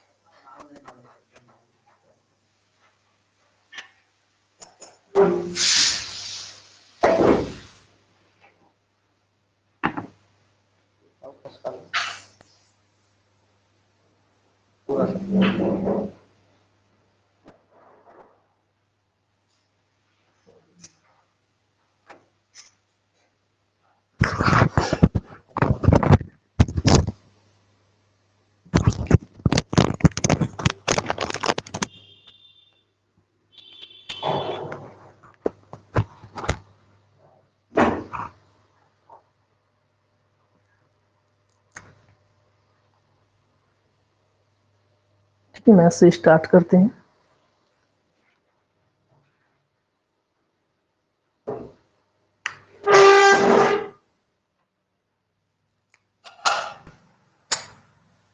वर्गमूल घनमूल में देख रहे थे हम लोग, जिसमें आज क्वेश्चन है 20 प्लस 20 प्लस 20 प्लस डेढ़ डेढ़ तक इंफिनिटी तक रहता है। इसको कैसे सॉल्व करते हैं वो देखेंगे। पहले ऐसे यहाँ तक देख रहे थे, दूसरा वाला क्वेश्चन में था। अब इसमें इंफिनिटी तक ऐसे आगे रहेगा, तो उसको कैसे सॉल्व करेंगे वो देखेंगे। इसमें अलग अलग है, ये अलग अलग वर्गमूल में है। ये भी ऐसे हम लोग पहले देख रहे थे, जो यहाँ तक था, ठीक है, उसमें इंफिनिटी नहीं था। अब इसको देखेंगे तो इसमें क्या करेंगे, सबसे पहले कि पूरे को x लेके मानेंगे। x equal to 20 plus √20 plus √20 से इंफिनिटी तक को पहले x लेके मानेंगे। ठीक, अब फिर दोनों पक्षों का स्क्वायर करेंगे।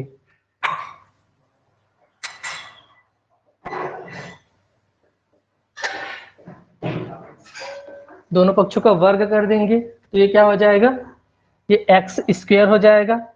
ठीक, यहाँ से स्क्वायर करेंगे तो ये हट जाएगा, 20 हो जाएगा, और फिर यही आ जाएगा √20 प्लस √20 प्लस √20। तो इसको क्या माने हैं, x माने हैं √20 को, तो उसकी जगह क्या लिख सकते हैं, x लिखेंगे। इसका वर्ग किए तो x स्क्वायर हो गया, ये बाहर हो जाएगा 20, फिर इसके बाद ये वाला 20 आ जाएगा, √20 करके फिर यही आ जाएगा। ठीक है, तो उसको x माने तो उसकी जगह सीधा x लिख देते हैं। ठीक, अब क्या करेंगे, ये x को इस तरफ ले लेंगे, तो x स्क्वायर माइनस x और माइनस 20 इक्वल टू 0, ये इक्वेशन बना देंगे।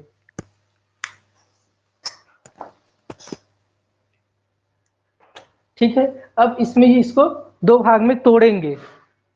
ठीक है, जिसको गुना करने से 20 आना चाहिए और प्लस माइनस करने से यहाँ पे -1 है, तो -1 आना चाहिए। तो इसको किस भाग में तोड़ेंगे, तो जैसे 20 को हम लिख सकते हैं 4 और 5 से तोड़ सकते हैं। 4 × 5, 4 पंचे 20 होता है। ठीक है, लेकिन दोनों को गुना कर रहे हैं तो 20 हो रहा है, और इसको प्लस माइनस करेंगे तो कितना आना चाहिए, -1 आना चाहिए। तो क्या करेंगे, ये माइनस में रहेगा और ये प्लस में रहेगा, तो दोनों को क्या हो जाएगा, -1 होगा ये। ठीक, इसको तोड़ेंगे तब क्या लिखेंगे, इसको x square minus 5x plus 4x minus 20 equal to 0। ठीक है, अब क्या करेंगे, इसमें से और इसमें से अलग अलग, इसमें से x कॉमन ले लेंगे, तो x कॉमन लिए तो यहां से x बचा, और इसमें से x कॉमन निकल गया तो क्या बचेगा, -5। ठीक, अब इसमें से क्या कॉमन लेना है, दोनों में, इसमें x है, इसमें x नहीं है, तो इसमें 4 और इसमें भी 20 को 4 × 5 लिख सकते हैं, तो यहाँ से 4 कॉमन निकल जाएगा, तो 4 कॉमन निकलेगा, क्या बचेगा यहाँ पे, x माइनस क्या बचेगा 5, ये 4 बाहर निकल गया तो ये 5 बचेगा, इक्वल टू 0 है।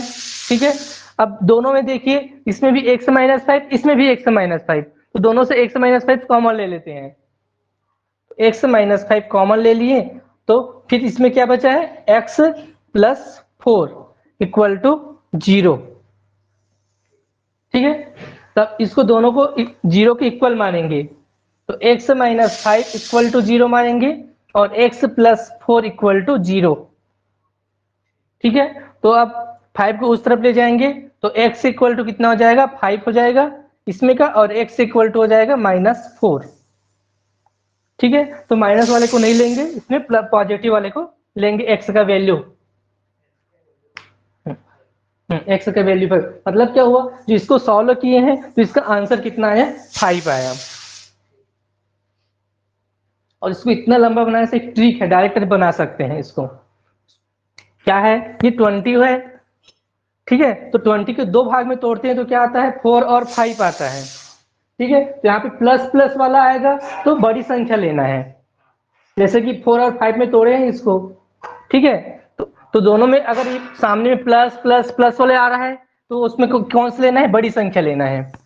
और अगर इसमें माइनस माइनस वाला आता है तो उसमें छोटी संख्या लेना है, 4 को। ये ट्रिक है इसका बनाने का, लिखिए इसको।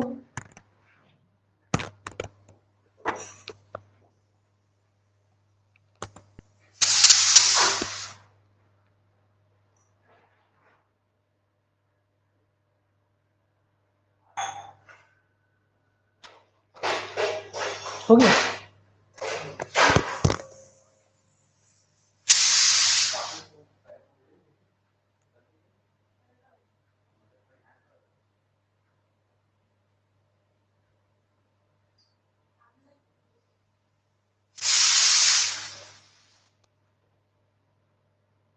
कहीं पे डाउट तो नहीं, पूरा समझ आया?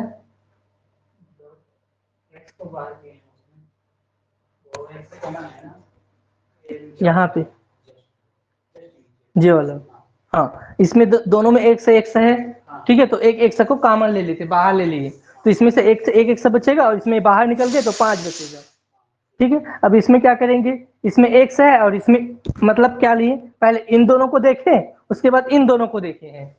तो इसमें एक से है लेकिन इसमें एक से नहीं है, तो इसको इसमें कॉमन क्या निकल जाएगा, 4 निकल जाएगा, क्योंकि जो 20 है उसको 4 इंटू 5 लिख सकते हैं, 4 पंचे 20, तो दोनों से 4 4 बाहर निकल जाएगा और तो एक से -5 बचेगा, ठीक है। अब दोनों में एक से -5 है तो दोनों से एक से -5 कॉमन ले लेते हैं, फिर एक से यहां से बचा, यहां से 4 बचा है, ठीक है।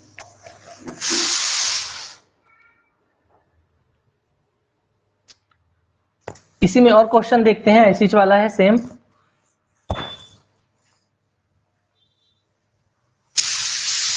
अभी 20 का देख रहे थे, इसमें आगे 30 का देखते हैं। अब 30 प्लस √30 प्लस √30 ऐसे आ रहा है, ठीक है।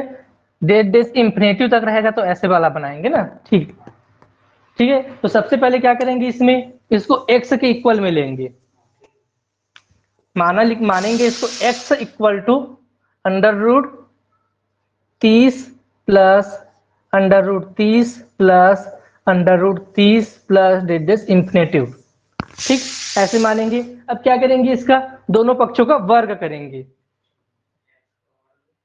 वर्ग करेंगे तो ये हो जाएगा x का स्क्वायर हो जाएगा, ठीक। इधर भी वर्ग हुआ तो ये 30 बाहर निकल जाएगा, 30 बाहर निकल जाएगा, फिर ये वाला बचेगा यहाँ से √30 प्लस फिर √30 फिर √30 आगे आते जाएगा, तो ये आ जाएगा। तो इस चीज को क्या माने हैं, x माने हैं, तो इसकी जगह x ले लेते हैं।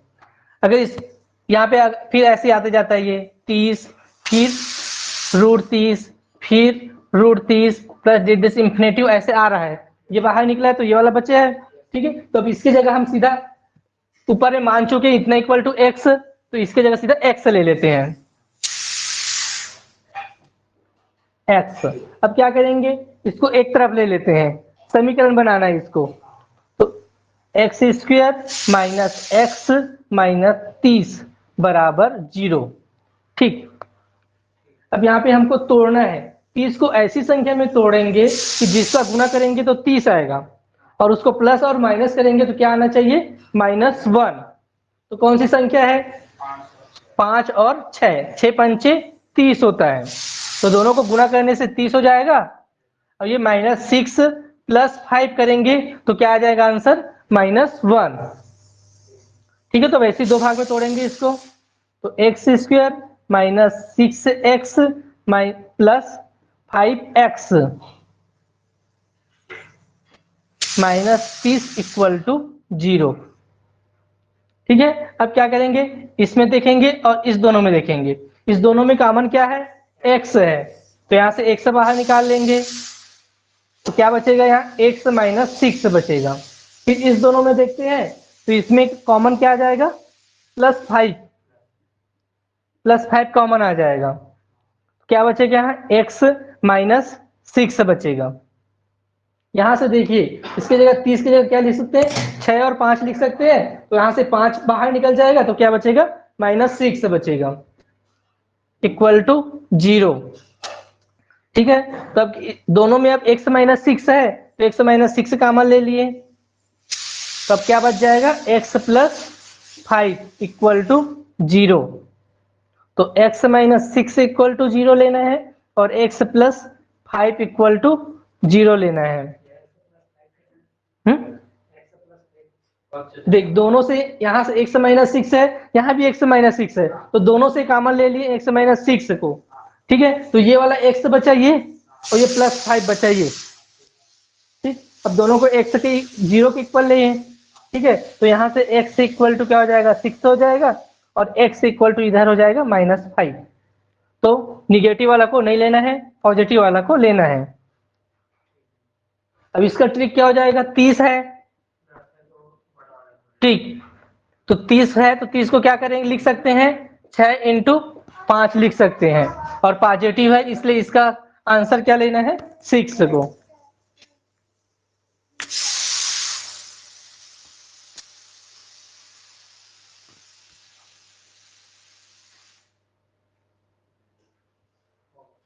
हो गया। अब एक आप निगेटिव वाला क्वेश्चन देखते हैं। हो गया ना, मिटा दो।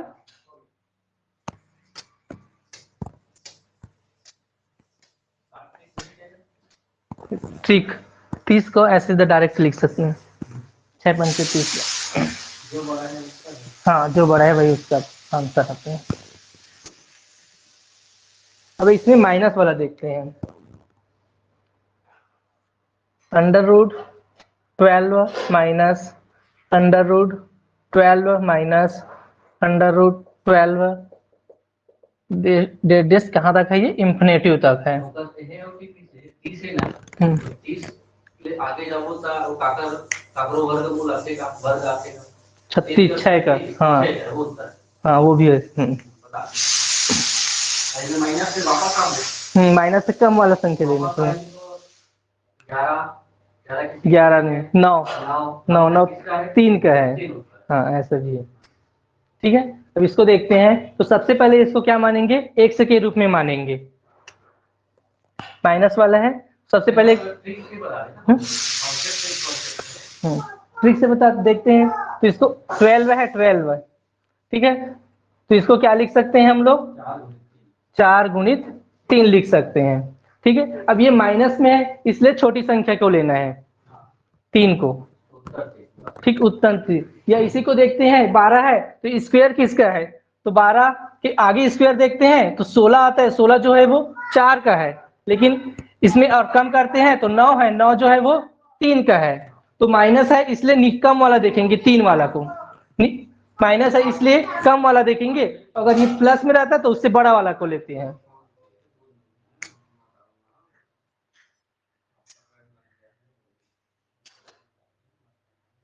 हो गया। अब इसमें और क्वेश्चन है, इसी में साथ और देख लेते हैं।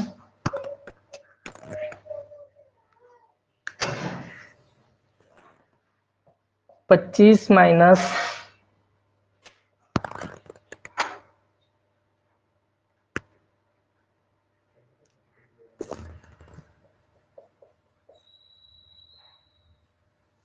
पच्चीस है, तो इसका क्या हो जाएगा आंसर, वापस आते जाएंगे तो 16 16 4 का है ये।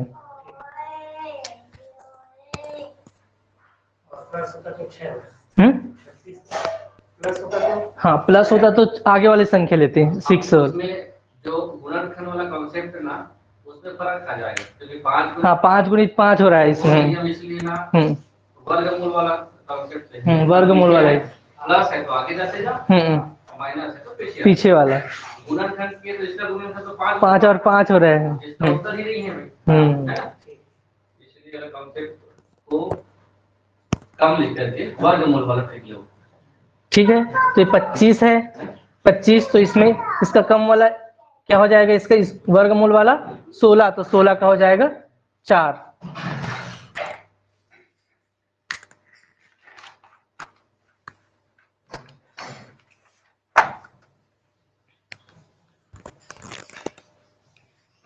अब इसी में और आता है जिसमें प्लस माइनस न रह के सीधा गुना गुना का चिन्ह रहता है।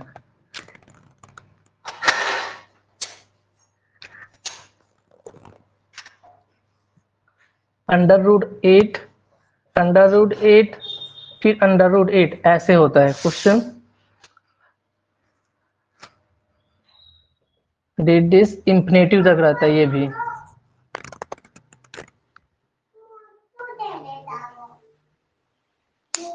ठीक है, तो इसका डायरेक्ट ट्रिक है, अगर ऐसे जैसे गुना गुना में आएगा, इसमें प्लस माइनस नहीं रहेगा, तो जो दिया रहेगा वही उसका आंसर होता है। जैसे इसमें 8 दिया है तो इसका आंसर क्या हो जाएगा, 8 ही होगा।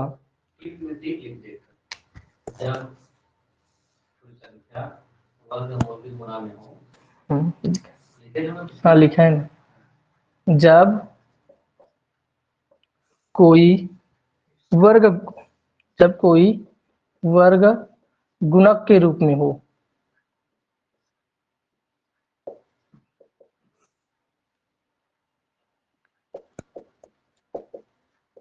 रूप में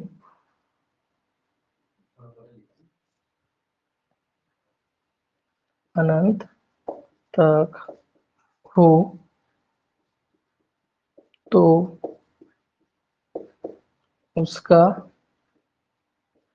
मान वही संख्या होता है।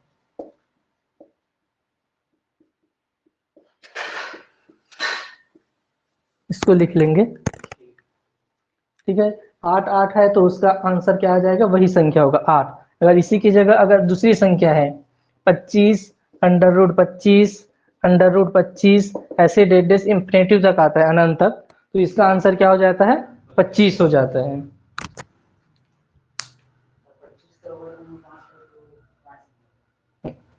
ये गुणक में है ना, एक साथ गुणक गुणक में है ये। हम्म हम्म हम्म।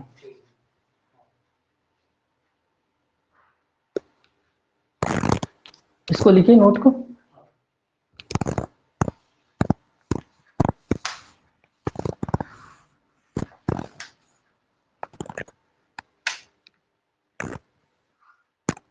इसके बाद क्वेश्चन है,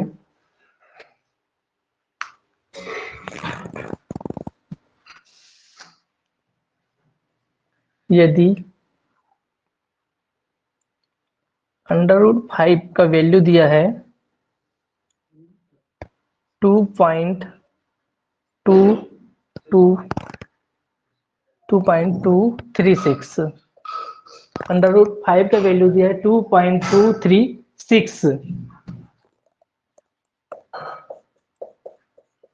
हो, तो 1/√5 का मान निकालना है।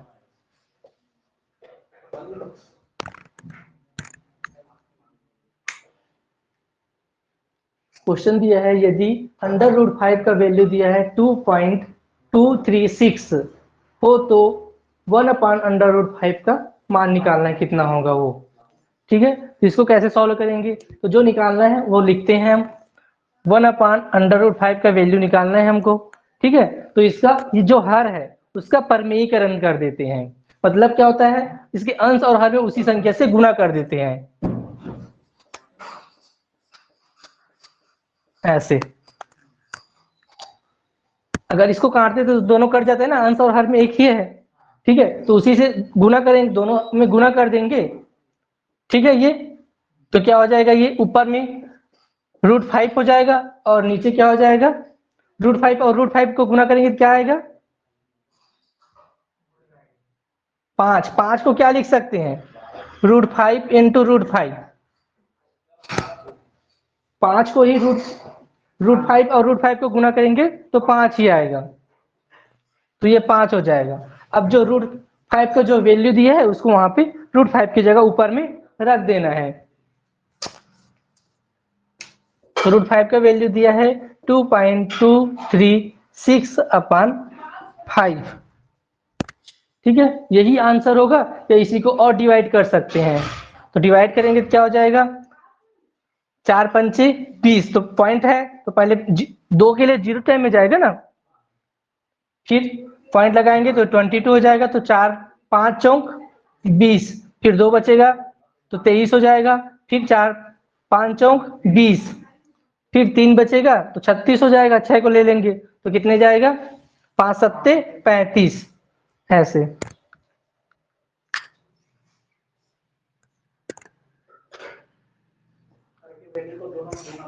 हाँ,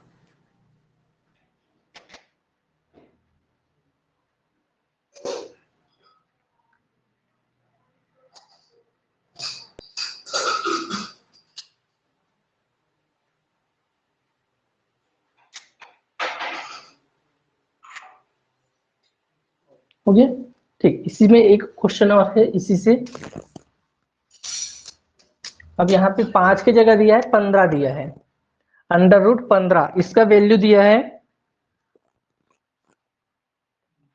3.88 हो तो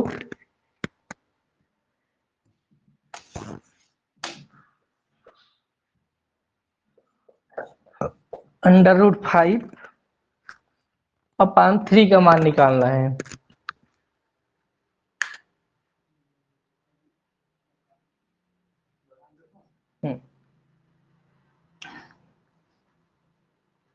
बना के देखिए।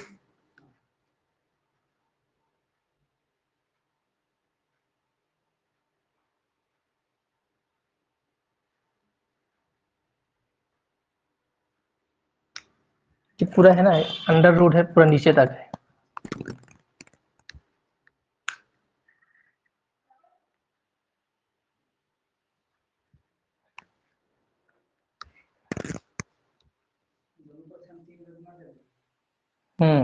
√3 का गुना होगा। चल देखते हैं, इसमें जो निकालना है उसको लिखेंगे 5 अपान 3 है, ठीक है। तो अलग अलग भी लिख सकते हैं, √5 ठीक है। तो यहाँ पे 5 है, इसको यहाँ पे देखेंगे, यहाँ पे 5 है और इसमें किससे मल्टीप्लाई करें कि वो 15 हो जाए, तब 15 का वैल्यू रख पाएंगे हम लोग, ठीक है। तो यहाँ पे क्या √5 है, इसमें 3, ये नीचे वाला का इससे मल्टीप्लाई कर देते हैं √3 का, तो ये √15 हो जाएगा, ठीक है। तो उसका वैल्यू रख पाएंगे, तो क्या करेंगे, इसमें ऊपर और नीचे √3 का मल्टीप्लाई कर देते हैं, ठीक है। तो ऊपर 5 है और ये 3 है, तो दोनों एक साथ मल्टीप्लाई हो जाएगा, तो कितना हो जाएगा, ये 15 हो जाएगा। और नीचे देखिए √3 और √3, √3 का मल्टीप्लाई करेंगे तो क्या आ जाएगा, वो 3 हो जाएगा, 3 आ जाएगा, ठीक है। अब यहाँ पे √15 का वैल्यू दिया है 3.88, वैल्यू रख देंगे और नीचे 3 से इसको डिवाइड कर देंगे, तो 3 एकम 3, फिर 3 दूनी 6, फिर 3 निया 27, तो 1.29।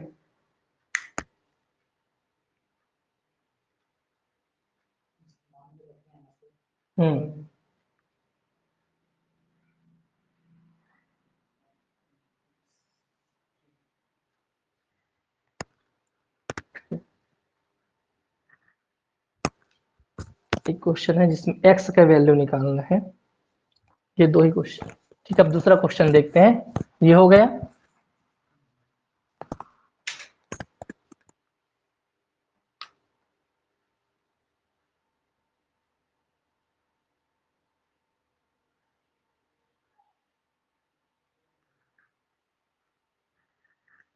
क्वेश्चन है x √0.16 इक्वल टू 4 हो तो 4x-3 का मान निकालना है,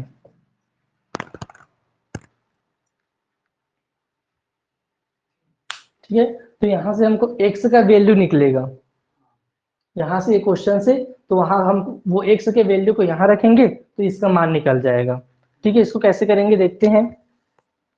x और √ में दिया है 0.16 इक्वल टू दिया है 4, ठीक है। तो ये इसका वैल्यू क्या होगा वो निकालना है अपने को सबसे पहले, ठीक है। तो इसका वैल्यू क्या होता है, अगर 4 × 4 करते हैं तो ये कितना होता है, 16 होता है,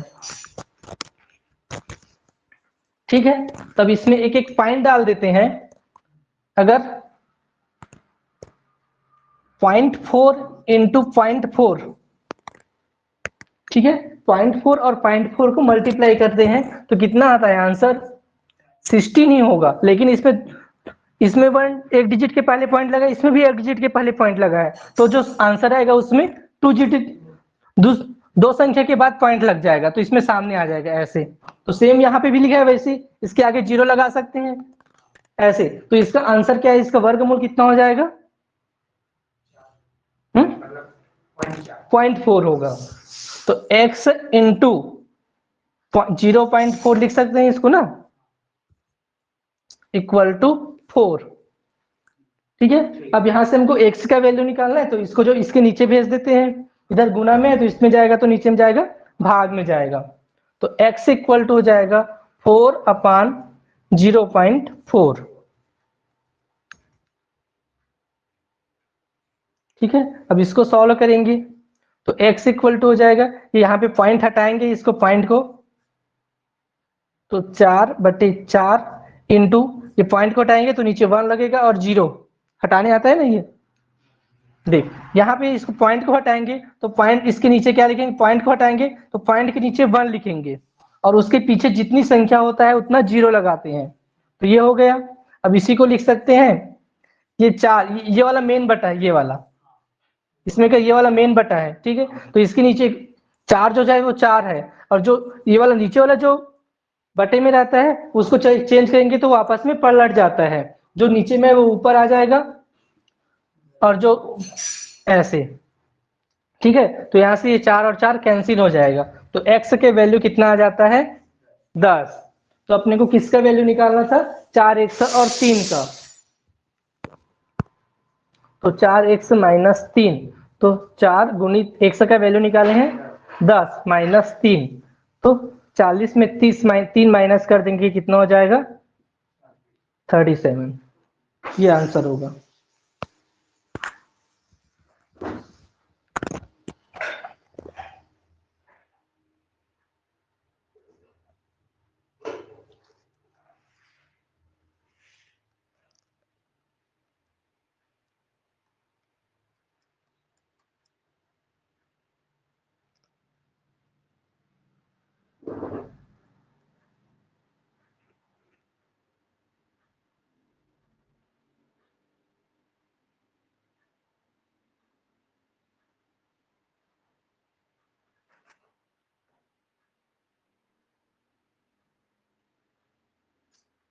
हो गया, ठीक है।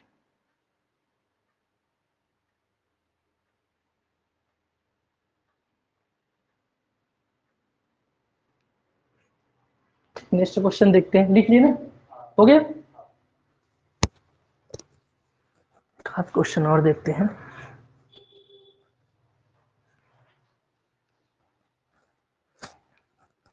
ठीक। नेक्स्ट क्वेश्चन है,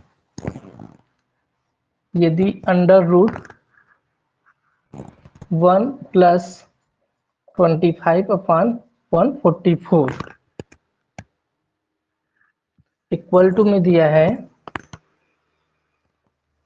1 प्लस 1/25, ठीक है। इधर ये अंडर रूट में है, वर्गमूल में, वर्गमूल 1 प्लस 25/144 बराबर दिया है 1 प्लस 1/25, ठीक है। इसमें ये x का वैल्यू निकालना है हमको,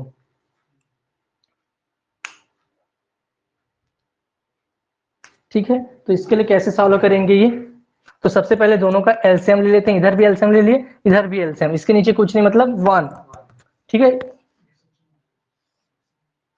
तो ये हो जाएगा 144 और यहाँ भी चले जाएगा 144, ठीक है। यहाँ पे प्लस 25 हो जाएगा, ठीक। इधर भी नीचे 25 आ जाएगा, यहाँ पे आ जाएगा 25 प्लस x, ठीक है। ये वर्गमूल में है, ठीक है। अब इसको ऐड करते हैं तो 5 4 9 और 4 और 2 6 और 1 169 और नीचे आ जाएगा 144, इधर है 25 प्लस x और है 25, ठीक है। अब इसको देखिए 144 किसका वर्गमूल है 12 का, और 169 13 का, तो इसको वर्गमूल को हटा देंगे तो ये 13 हो जाएगा और ये हो जाएगा 12। ठीक, इक्वल टू क्या है 25 धन x बटे 25।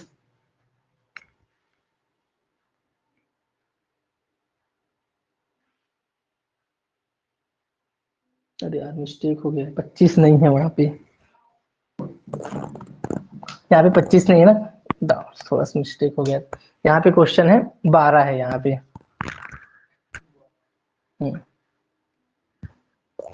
इसको एलसीएम ना लेके सीधा एक साथ ही लिखते हैं, 1 प्लस एक्स अपन 12, फिर ये 1 को इधर लाके माइनस कर देंगे, 1 प्लस एक्स अपन 12 है ऐसे। ठीक है, अब ये 1 है, इस तरफ प्लस में है, इसको इस तरफ ला लेंगे क्या हो जाएगा माइनस में हो जाएगा। तो 13/12 माइनस 1 बराबर हो जाएगा इधर x बटे 12। ठीक है, अब इधर एलसीएम लेंगे इसको लाके, या इसको लेके भी बना सकते हैं, फिर इसमें जो संख्या आएगा उसको इस तरफ लाना पड़ेगा। ठीक है, अब इसको एलसीएम ले लेंगे तो क्या हो जाएगा, ये 12 हो जाएगा, ये 13 माइनस एलसीएम लिए तो इसमें क्या जाएगा 12, तो x बटे 12।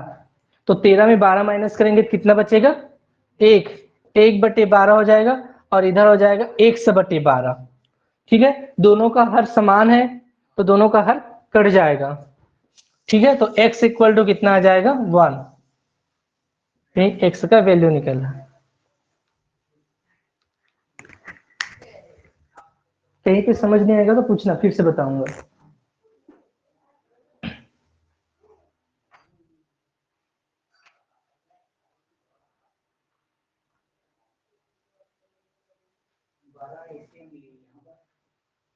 हम्म,